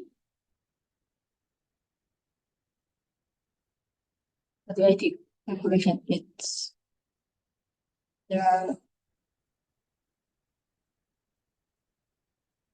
older, so we don't have the entry level or junior level, and we don't have people who know more about application and other things. Something else is governance, which is tactics that are used to keep up modernization going. How the Congress gives money and budget for Social Security. How the people pay through their payroll. That money goes to a trust. And from there, the benefits get paid for the public. So the way we receive the money is not only to keep the agency going, running, but also to pay the benefits and also to improve technology.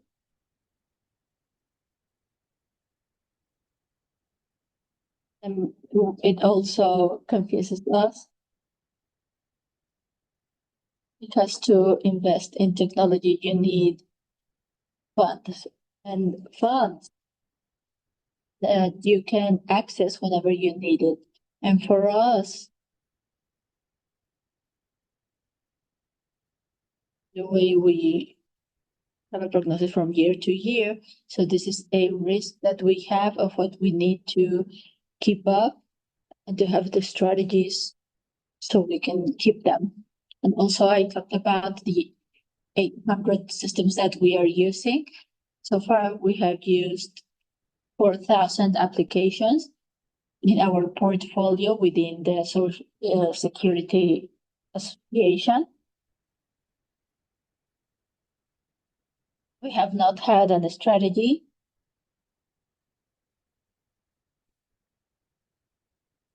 We don't have an architecture that our engineers can develop the systems.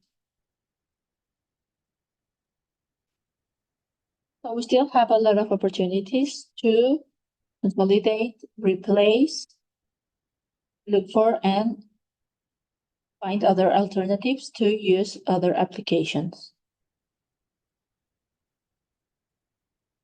Because we have been implementing them one at a time. They want to implement the system, they buy it, they create it, and they use it.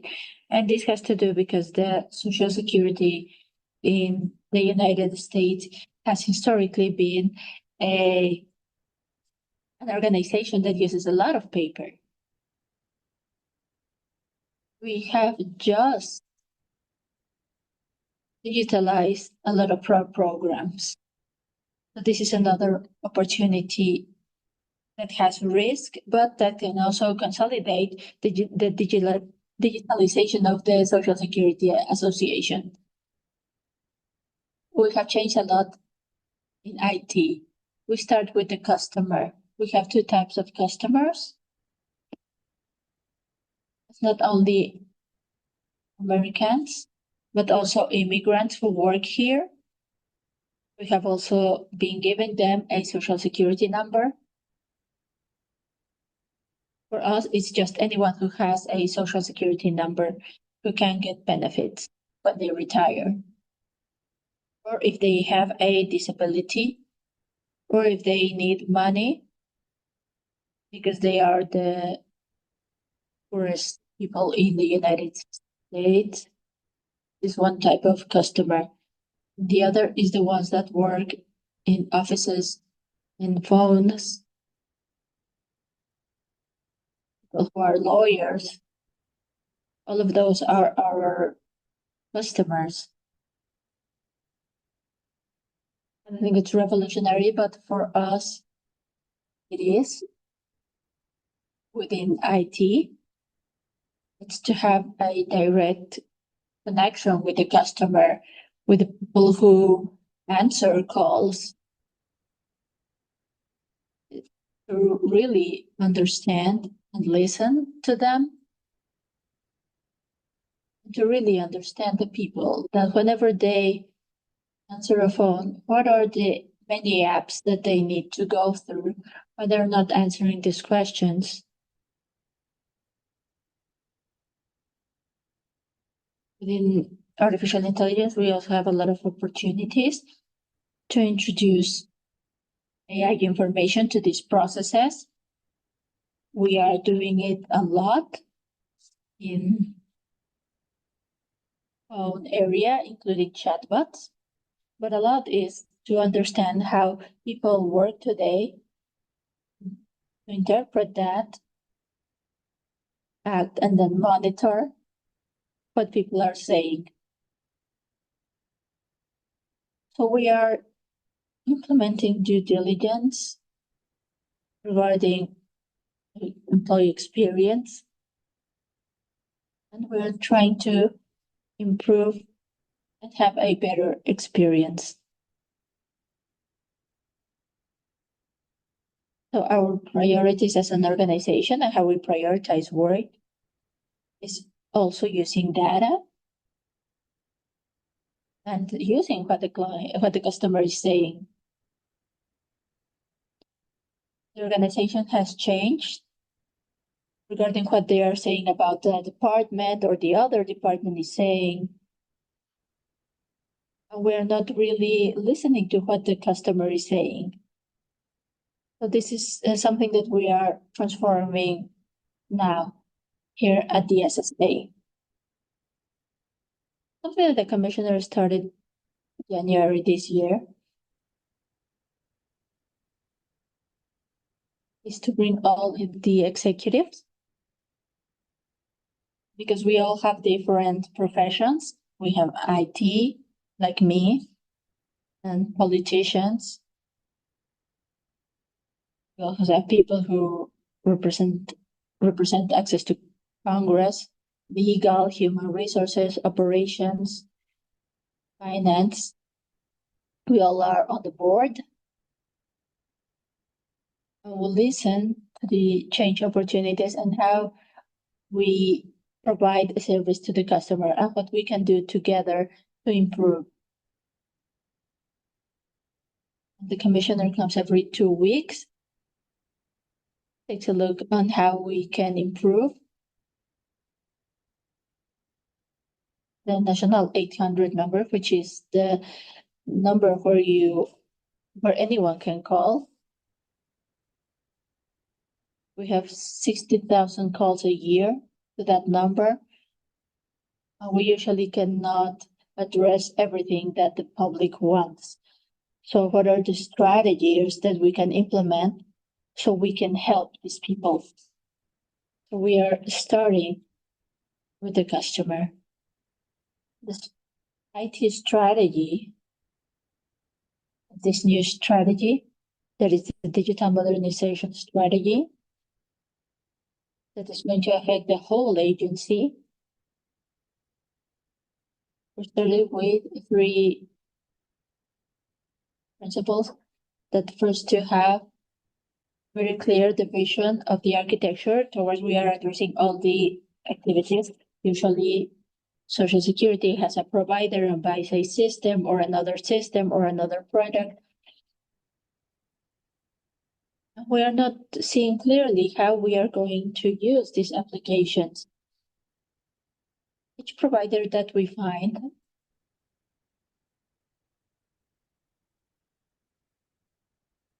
has artificial intelligence in their products, and also they have a solution for everything. They say that we have your solution, buy my new product. And it's something that we need to have properly established to know where we are going. Something else that we are doing is a change that is service-based. Take a look at the information and data in a modular way. If you have a document, like a medical information, we request that from people. There are different parts of a process. So the customer needs to provide their information, and they have to provide the same information when they talk to the lawyer, to the doctor. And if they are not approved and they don't get a payment, they can appeal. And we request that information again. And we have that information in different repositories with documents. And we are making our customers' life more difficult.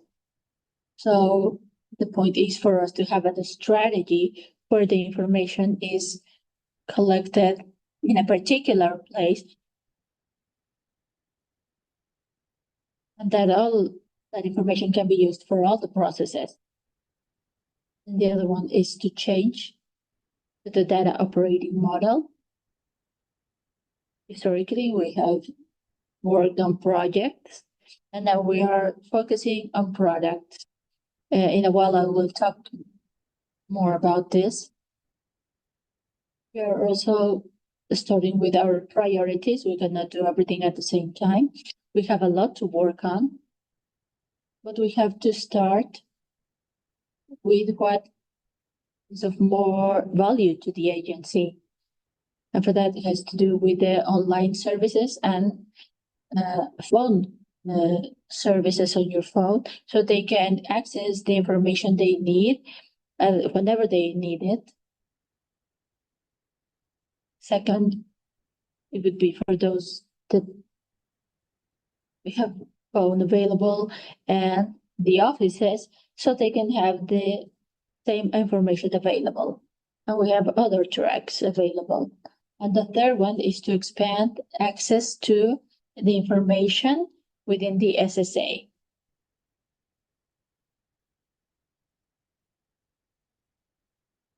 To use artificial intelligence to accelerate and enable the operations within the agency.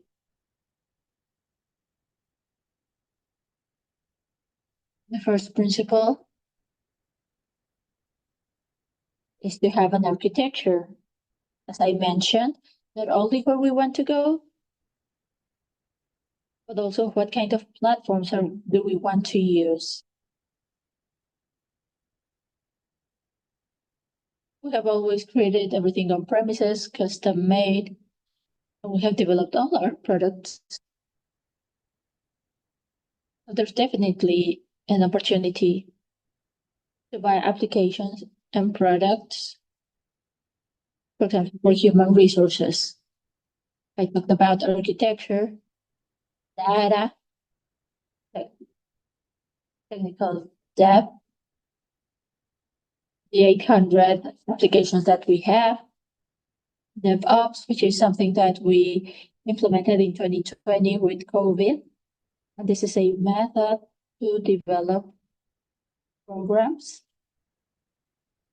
and to quickly get them into production, because we are making tests and safety tests before we implement it. This is something that we have.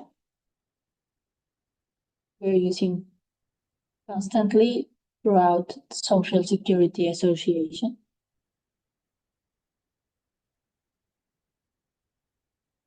So this is something that also we can make sure that everyone who is developing software, to know what systems they can start to include in Social Security. We can have a process where not only can they bring whatever they want,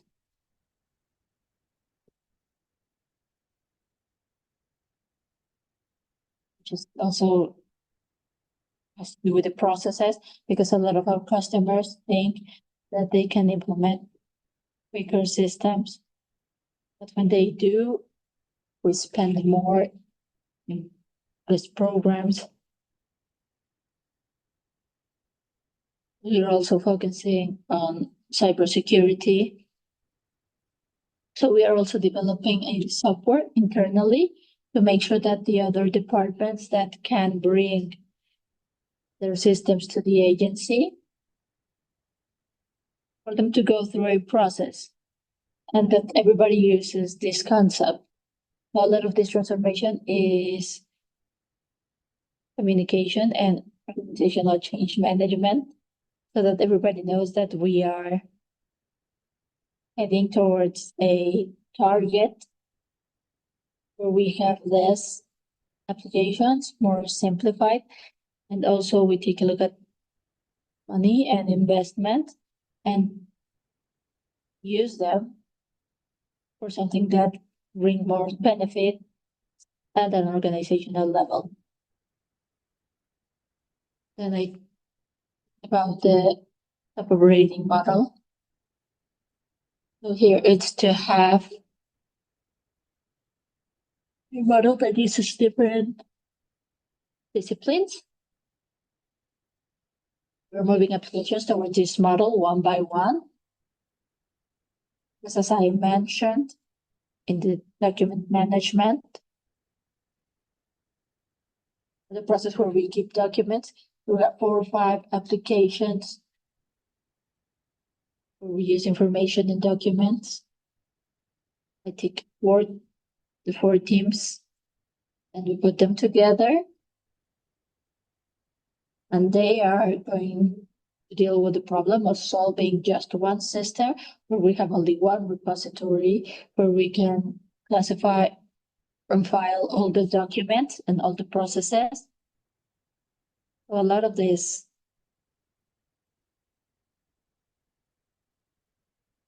is what we have within the organization today.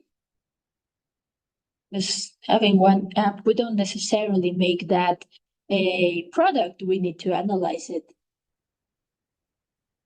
We have one that is digital notification. So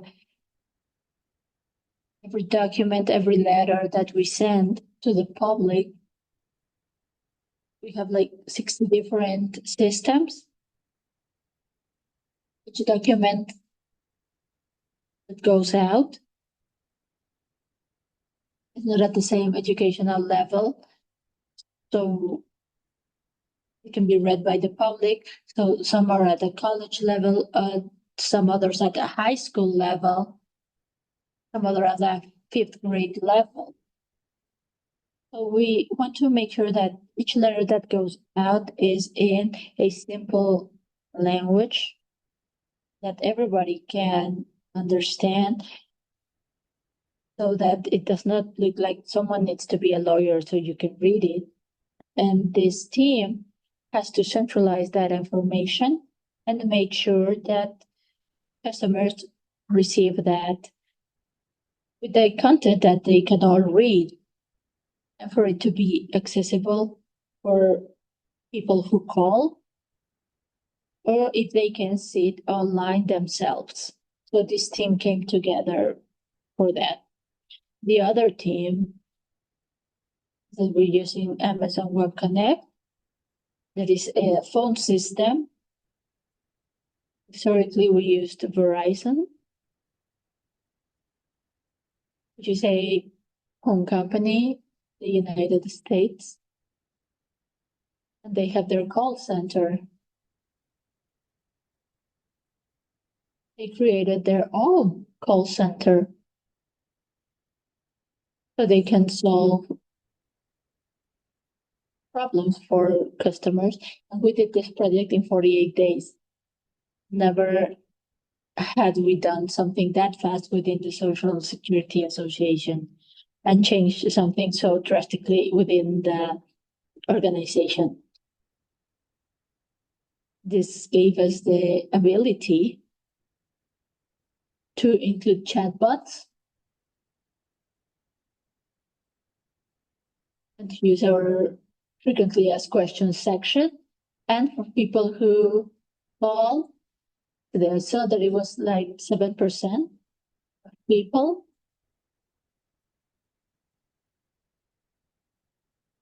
who are satisfied with what their information they are getting on the phone, and not to go in person to get their problem solved. And we're including more issues with this product. We're also connecting this with other systems that we have within the agency. It gives us an ability to, number one, we knew that we were going to have good results, but it has also given us results that we were not expecting by implementing this system. We also have 4 fields that are the product manager, who organize activities, what is being done later. Then we have the technical lead, which tells us what we can implement and what we can do with a product. Experience, which would the client, the customer. The person who deals with experience, they deal with surveys, to make focus groups, to see how people use the product, to use data, to understand how calls work, what are people asking. This product also lets us take a look at the whole call because it has a transcription. We are going to include other languages within this without paying translators. So this is the third person experience. And the fourth is operations. Include this system, the teleservice. We're also implementing this in office phones, the phones that we use in different parts of the processes. And when we expand this, it requires people training. And the thing that's in the center is how the fields are going to organize in such a way that the people who handles product and the person who works with technology can have their own people, so that everyone in that area thinks similarly on how it's used in engineering, and if they have the experience to how to implement in that field.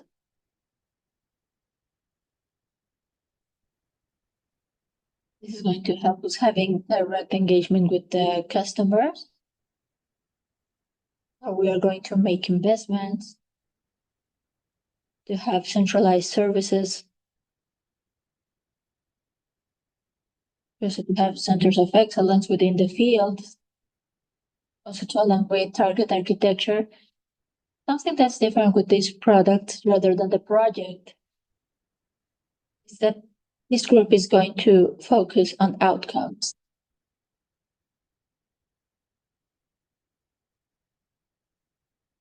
Right now, the incentive of the people that work in IT is how many features can I use? And if they don't count for the customer, then I am putting in more and more and more things in production, but we're not really aligning to the objectives of the organization. So we have customer services and customer satisfaction as an indicator. And for the letters that we send, now we have 70% of customer satisfaction, which is really low. It's really low. They don't like it because they don't understand it. So one of the targets for this group is to rise that number to a 40 or 50%. All the activities that they do, they need to raise it to that number,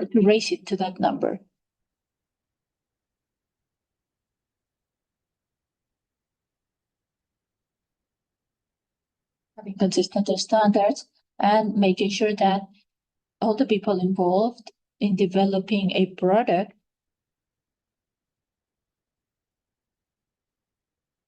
are early and often.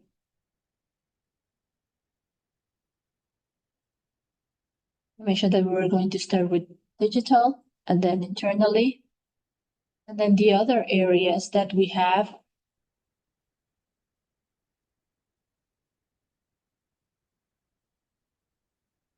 and in the order rollout, we have like financing and human resources, legal.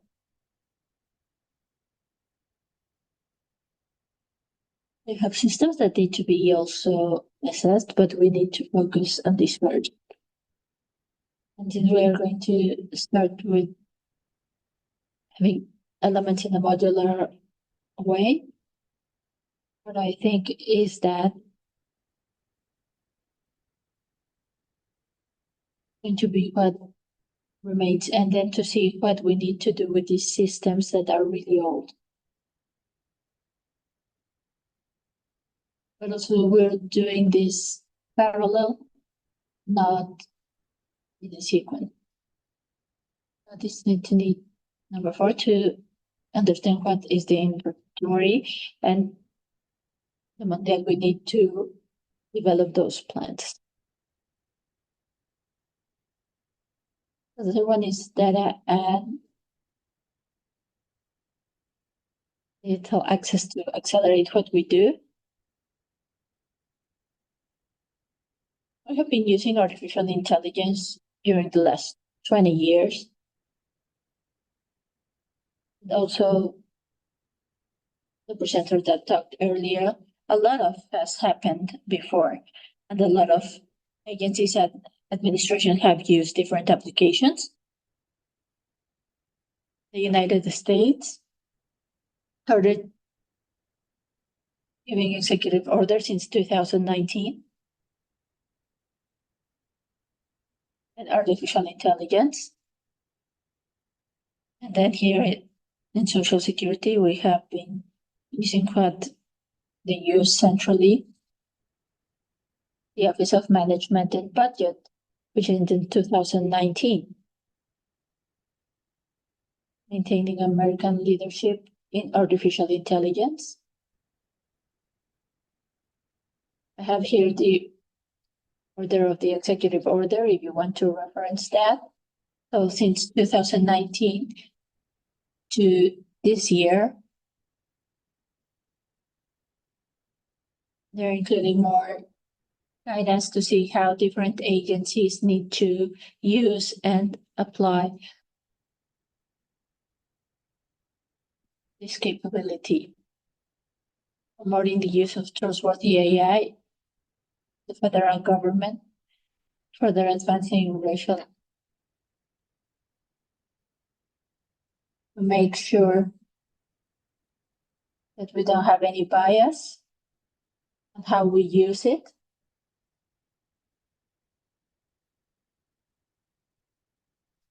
Also, the previous presenters talked about this safe and secure trustworthy development. Last one was a memorandum for advancing governance, innovation, and risk management for agency use. We have a group that we call RAI, that is the governance group, who are in charge of artificial intelligence. We have a senior executive committee. There are a lot of the Social Security executives. I represent in that board. We have policy, legal. There are other executives.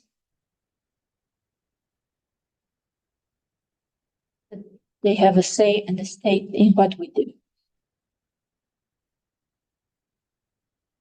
How we do it, and this board, and as the chief AI officer,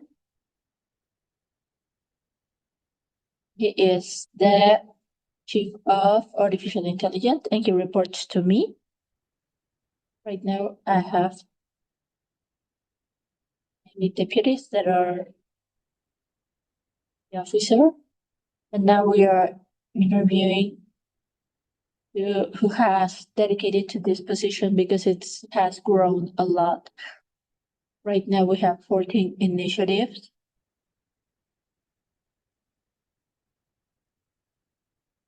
And we are going to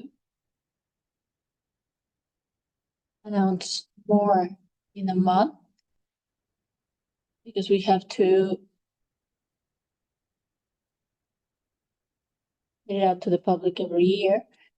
And right now he is very busy, but he promotes and runs the coordination of innovation and risk management within the association. He has a team that counsels and evaluates all the policies that the government has implemented.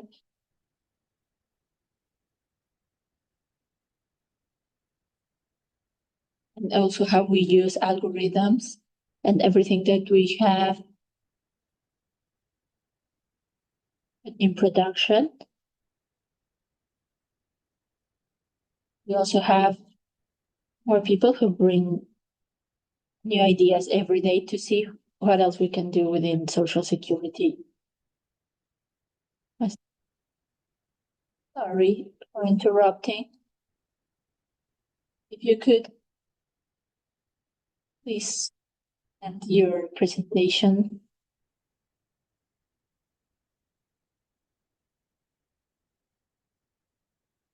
the framework alignment.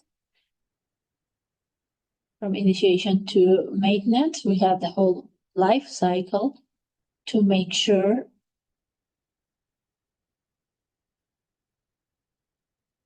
to all those policies that established. We also keep all the artifacts in each use case. We have a council regarding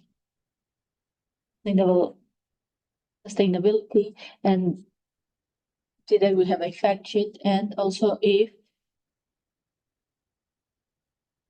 there is bias and how we can control it. If we started 20 years ago and just in 2019 or 20, the regulations were implemented, we need to assess what we have.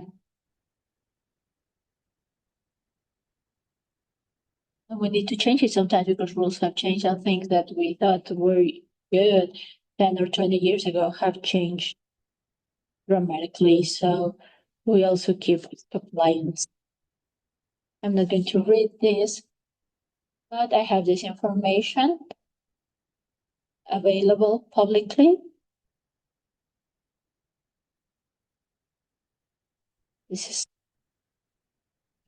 everything that we have in the inventory in the Social Security. And if you go to this website, you will see this. And that would be all. Thank you.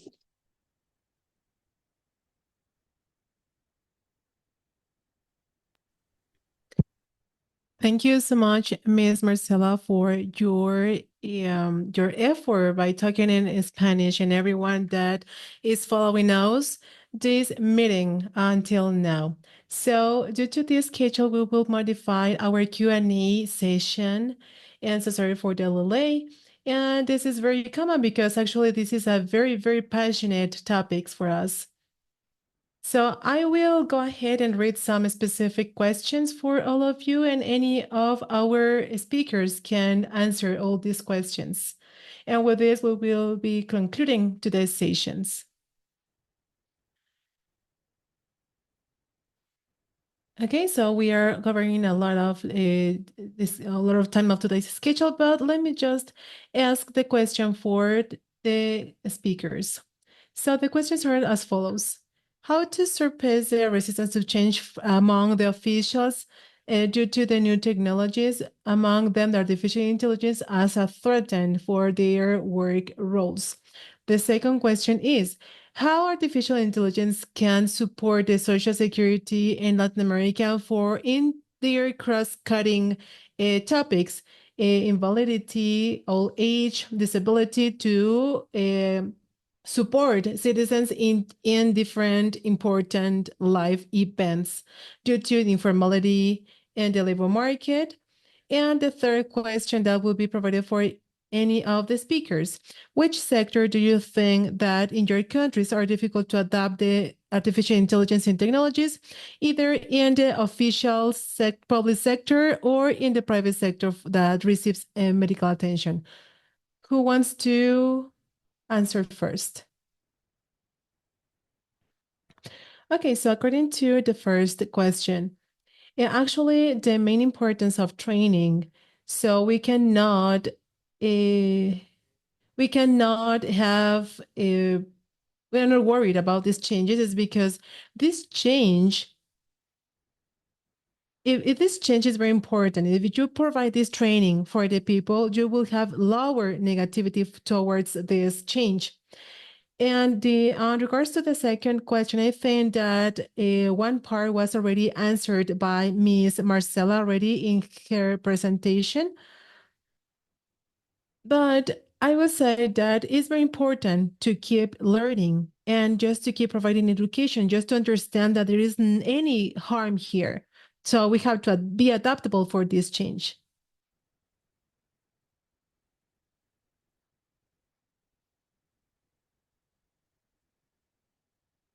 Okay, so let's just go ahead, Juan Romero, to answer this question because you will do it better than me.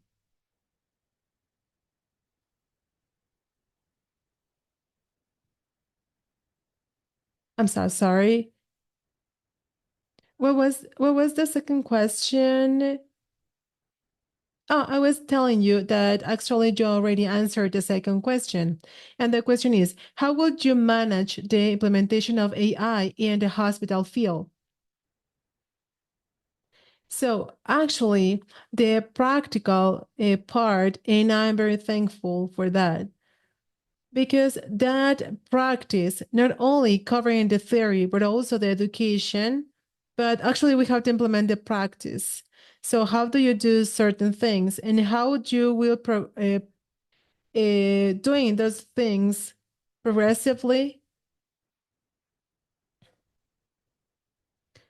Because if you are doing things progressively, this will provide us with good outcomes. So I don't know if I already answered the question, but I will transfer it to some other lecturers. Okay, who wants to answer this question?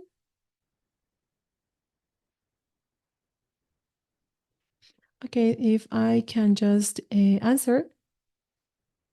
Yeah, actually, in February, we hold a congress here in Spain, and we had a debate in which we commented that when we want to introduce the employees in the usage of artificial intelligence, the reality here is that we have to provide them with education in terms of artificial intelligence on social security. So actually, we provide them with different training courses, of course, for them to leverage these kind of resources. So the main objective here is just to provide them with access to the different sectors in the administration, public administration, on the usage or mechanisms of software and artificial intelligence. And for example, and also we provide them with access exam to that public administration. And actually, all the officials in the public administration should be able to be entitled to different kind of tests or examinations on the usage of these kind of mechanisms. So if we were enabled to use this mechanism, of course, that level of training on the informatic mechanisms or some other artificial intelligence tools, it's very crucial. But actually, we are having some debate in the integration of education for different artificial intelligence programs and the different officials, not only to enhance the benefits on the structuring the usage of this tool, but also to enable the access to these tools. So we are still debating this topic. Yes, actually, we lack. Well, actually, we don't have enough a payment to hire more people. So if we think on lawyers, even though that they have to review all the medical filing, even though they have to do it, they have to do it manually. So the physician documentation can be reviewed by all the lawyers. However, now, since many things are already automated, we already receive more than 1,000 pages, and it is not factable and it is not feasible for us to review most of the medical documentation to see if the person has cancer or has some amputated joints or if it's blind. So, and this is why we use artificial intelligence just to say if the person has diabetes, cancer, etc. And actually, lawyers have to do their job just to let them know if that person is entitled to receive the benefit or not. And what we're doing here with the technology is just to accelerate and just to do these things in a better way, because of course we will have more money to hire lawyers in the Social Security. We are not deleting work, but we are making things much easier. Yes, I have a comment on this regard. Well, actually, we will always have resistance on this topic. So it's like, for example, and we saw for the first time the occupational safety and health system So actually, there was different entrepreneurs that considered that it was only an expenditure to invest in the occupational safety and health. We will always have resistance for both the entrepreneurs or for the employees. However, as Mr. Atilio mentioned, I agree with him. The transformation is our ally because if workers receive training, they will consider artificial intelligence is an ally, of course, to proceed and perform their jobs in a more easy way. In the medical sector, when we change shifts, we have to make an agreement. So we had to report it. We have to report it if something was part of some other things, who ate, who didn't receive food, and etc. So we made all things in writing way. Everything were manually done. So we took a lot of hours to make these things happen. So now we have to make the change because we have to save time. And with that time saving, you will be dedicated to your patients.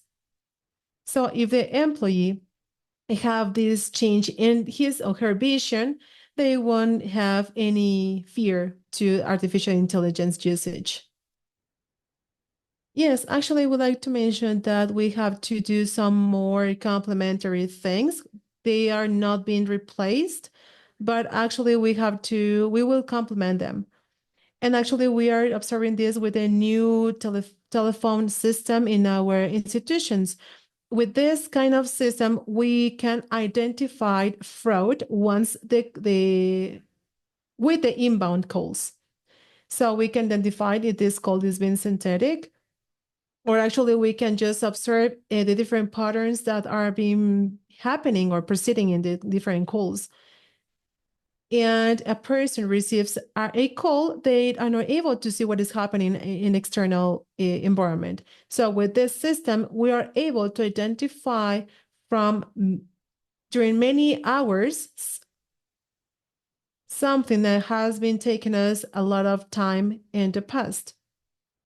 So of course, we are trying to save millions of dollars, and now we are trying to do it instantly. This is a capacity that not all people will be able to empower or just to have. However, we are realizing that this is only a capacity or a skill that we won't be able to do so without technology. Thank you so much, Ms. Marcela. And I will ask a specific question for each of the lecturers, and then we can just start concluding this session. And Ms. Robledo, I will ask you some questions from the public specifically for you. The first question is, how artificial intelligence can be together with the human behavior, and if we have different pension system issues without affecting the future of different contributors. And is there any other country that has been implemented artificial intelligence, and how was the experience on it? Yes, actually, I can just mention that artificial intelligence and the human performance or the human talent can share together. And actually, in certain jobs, they use big data, for instance. Or actually, the development of artificial intelligence is requiring people to perform their skills there. So actually, they both can share together, but actually, there will be a great transformation and transition, and this transition should be equitable for all people. So we cannot have a greater impact on the workforce or the different instruments of Social Security. So for this, we will require, for instance, to consider or just to pay attention to the education or training or the creativity of workers that they may have currently. And of course, for the pension systems, this is totally different and more difficult because old people are required, people that are generating the contributions in the Social Security systems are required to pay the contributions for all those that are already retired. So without those pensions, we won't have children or neither we won't have neither contributors nor children or nor pensioners. So we have to review what will be all those policies and contributions that will be implementing by the governments. So, and also we have to take a look of the implementation of the taxes, not only for the workforce, but also all the things that they are being promoted by the usage of artificial intelligence. So, as I mentioned previously, this is only a transition and a joint efforts between the states and the government and all the companies. And for the children, it will be very, very difficult because they have now an experience. For example, I don't have in my building, I don't have any Halloween things here. And in most of the building, we have only 3 children and 90 dogs. So what is the purpose to improve here? So now I ask myself that people are having more dogs than children. So actually we have a social dilemma here. And the other question on the countries or cities that haven't implemented the artificial intelligence or the universal basic salary. Yes, actually, I have a reference in United States City. It's Stockton, California. They made an experiment on the universal basic income between 2019 2021. They choose 125 people to just to invest. And what was the main outcome of this pilot test is that they actually benefit healthcare and the mental health care for old people that receive a salary, even though they have experienced bad issues in their labor life. However, there were some people that were unemployed. So if you have in mind that you will receive your salary, even though you are unemployed, this will enhance the level of mental health.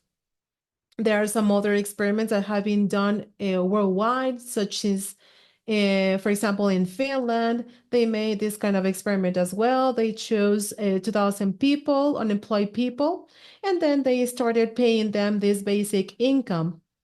And also they enhanced the quality of life and the mental health increased. So they don't want just to enhance or just to improve the level of employment, but they are trying to implement these processes because they don't want to cover different political issues. And actually, we have a lot of progress with this kind of test. And of course, we cannot implement a policy for any countries with these samples, but actually we can just implement them. And I have a comment. Yes, actually we can just look for a process. For example, for Elon Musk, he already mentioned that he mentioned about this universal basic income. I didn't understand it and I didn't develop it, but in this session, while I was listening to Ms. Laura, I think it's very important to consider Elon Musk consideration. Thank you very much. Thank you very much, Dr. Robledo and Dr. Noguera. 2 questions for Mr. Romero. The financing in Spain is, could you please explain how is the finance system in Spain? And how would you consider that the person is making a fraud? And in what percentage of evasion is being considered in Spain to control frauds. Could you please explain a little more? And the second question is, what is the link with the Ibero-American Act in the public administration on the data or public data administration?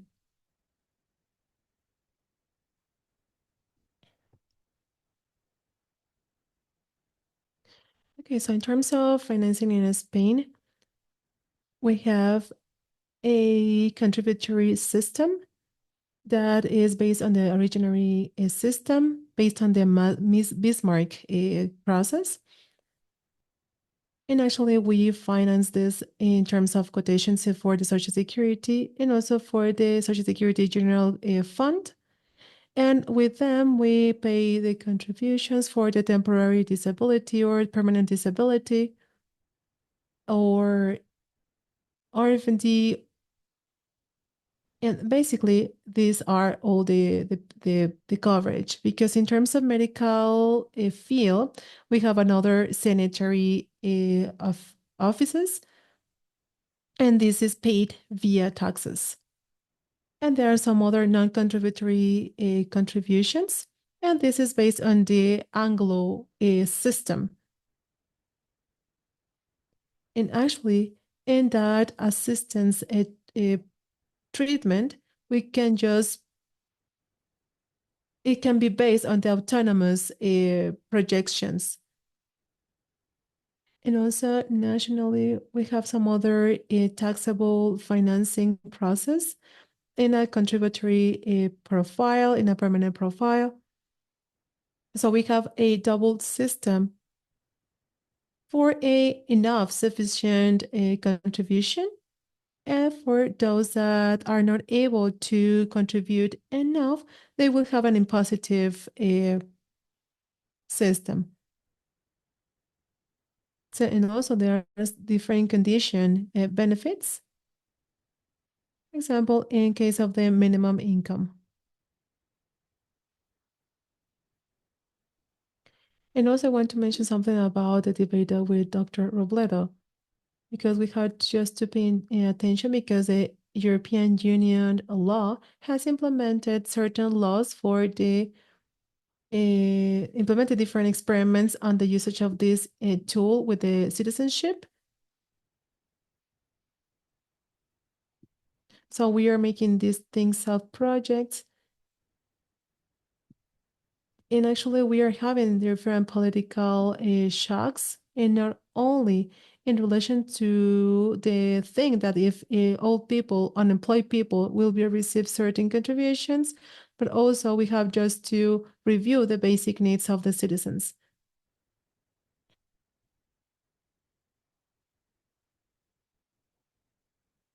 Yes, actually, we have just to consider equity. But the experiment, the curious thing of this experiment is that most of the officials of all the expenses in the usage of artificial intelligence are important, because of course it has to do with the benefits.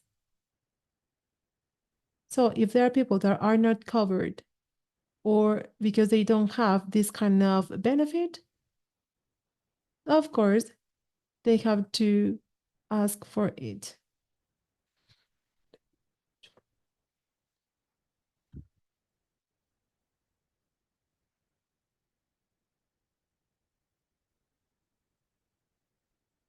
Sorry, this is interpreter. We are having some trouble with the audio of the lecturer.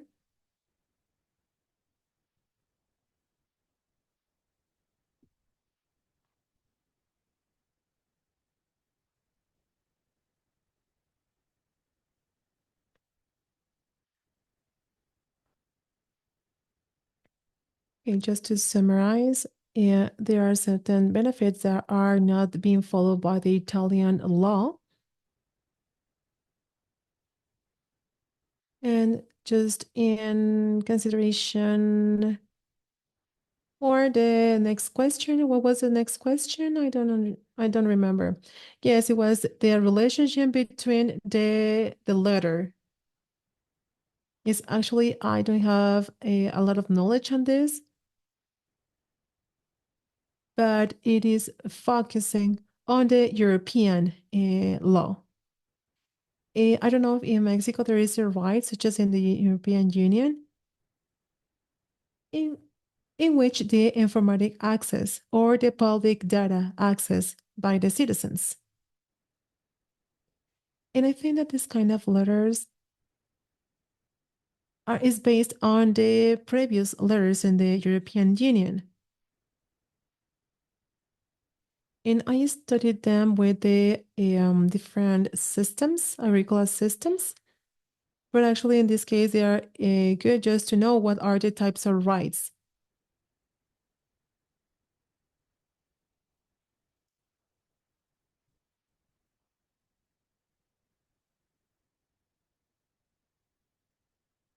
And also, we have to consider all the protection of the identity of people. So actually, all the rights have been acknowledged. And this is a way to know if we have to guarantee the access to different information or public information. So I apologize because I don't have enough knowledge on that, but this is what I can comment on that. Okay, no worries. Thank you very much, Mr. Coronado. Thank you so much for your expositions and just to answer most of the questions of the public that have been asking this in the Zoom platform. So I have two more questions to Ms. Marcela and two more questions to Mr. Piano. Ms. Marcela, since your country is applying artificial intelligence many years ago, for more than 20 years, what would be the benefit of AI applied into Social Security? And what would be your recommendation for the implementation in Latin American countries? And the second question is are there different proposals to enhance the social protection according to the implementation of artificial intelligence due to the workforce? I'm sorry, could you please repeat the second part of the question? Are there different proposals to promote the social allocation considering the reduction of the workforce due to the implementation of AI?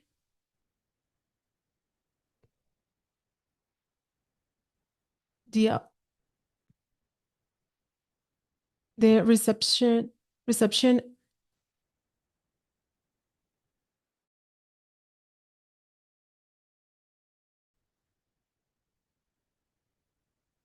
they are asking so because there are lesser discounts. So that is why they have to use the artificial intelligence.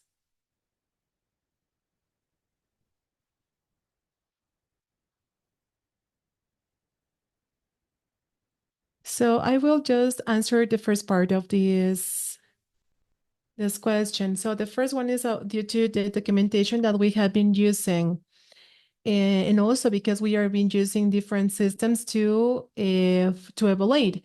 And actually we are still asking for paper documentation or just to go to the robotic automation and just to see what we are receiving or just to review something have to be translated. So this is of great support to continue progressing. And for us, what we measure here is how much time it will take for us to provide a benefit. So we have to take almost a year just to begin with that and to cover it completely. And we are trying to reduce that time. So for us, any part of the process that can be provide or use technology within the process, we will do so. So I think that the transformation is transactional. So it depends on what is happening in any organization or any agency. So everyone will be facing different problems and we have different areas of opportunity. So it's very important to provide education or training or just to advise them. Advise them if you're making a pass of information because you're not able to change to another part of the process. So actually, we have to review what is the flow of information or the process. So we think that we need intention, or we need to be more intentional to integrate automation and different technology in which we have to leverage it as much as possible.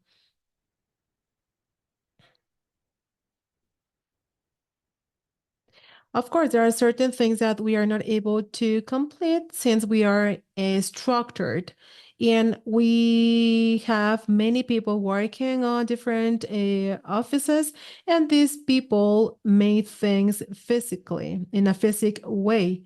So actually, we have to change into a more digitized process and how the agency is being organized in total.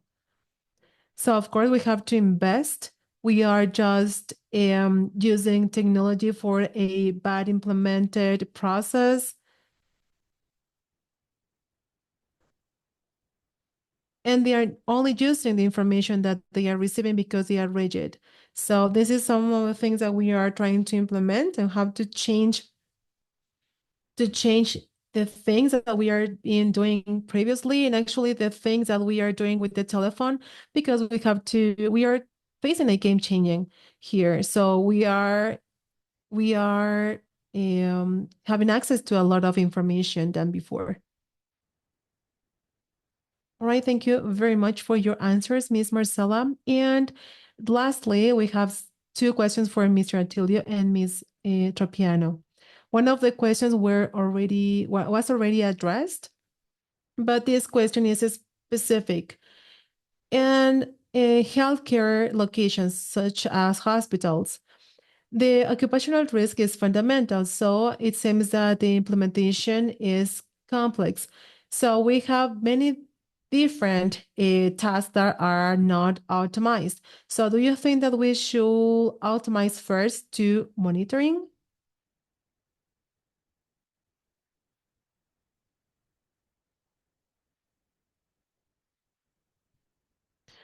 Okay, yes, this question is for the Dr. Tropiano. Yes, actually, we have to automate processes, and to get to the automatization, we have to supervise what we already planned.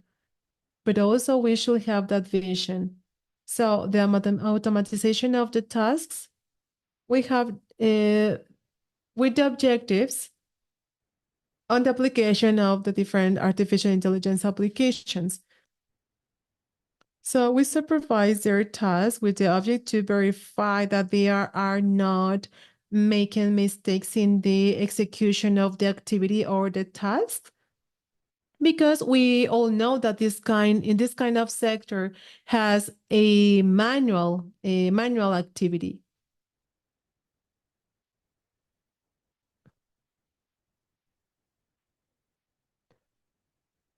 But just to be able to just to supervise or just to evaluate the activities, or only just to act immediately in face of different risks. And the other vision is that not only do we have to supervise the task, but also the patient. What am I saying this? Because we have lower operators in the hospital sanitary structure. So we have a chaos in our different healthcare facilities because our personnel is or in the night shifts, there are only one personnel or one person with more than 20 or 30 patients.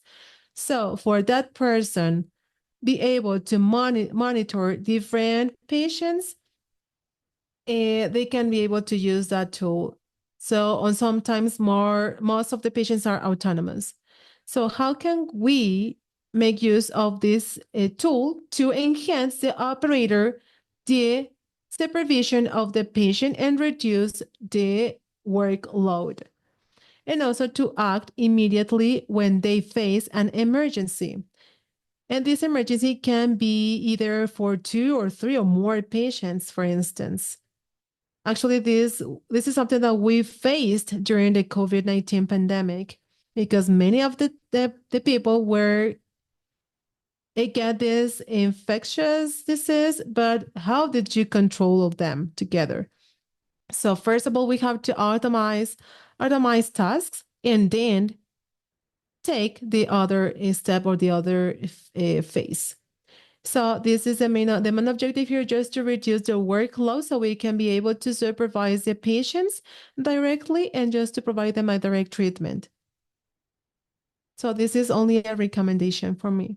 Thank you very much, Dr. Tropiano. So we want to thank you all for your attention and your patience because we haven't been covering most of our the time of this schedule. And lastly, I would like just to give the floor to Ms. Berenice Hernandez Bracho, the academic coordinator to this Inter-American Center for Social Security Studies. I only want to thank to all the lecturers because I think that during these sessions we will be able to reflect the importance of the normative frameworks and the need of new technological abilities or skills, and this urgency to balance the technological benefits and the value or the valuable manual work. And this is only just to summarize some of the ideas that we have taken from this session. And also I want to acknowledge, and we are very grateful with all of you because you have accepted this invitation. And we want to invite you to be aware on our future academic listing because we are creating different courses, and also we will be implementing different artificial intelligence topics for the next academic courses. So thank you very much and have a wonderful day. Muchísimas gracias. Thank you, everyone. Thank you.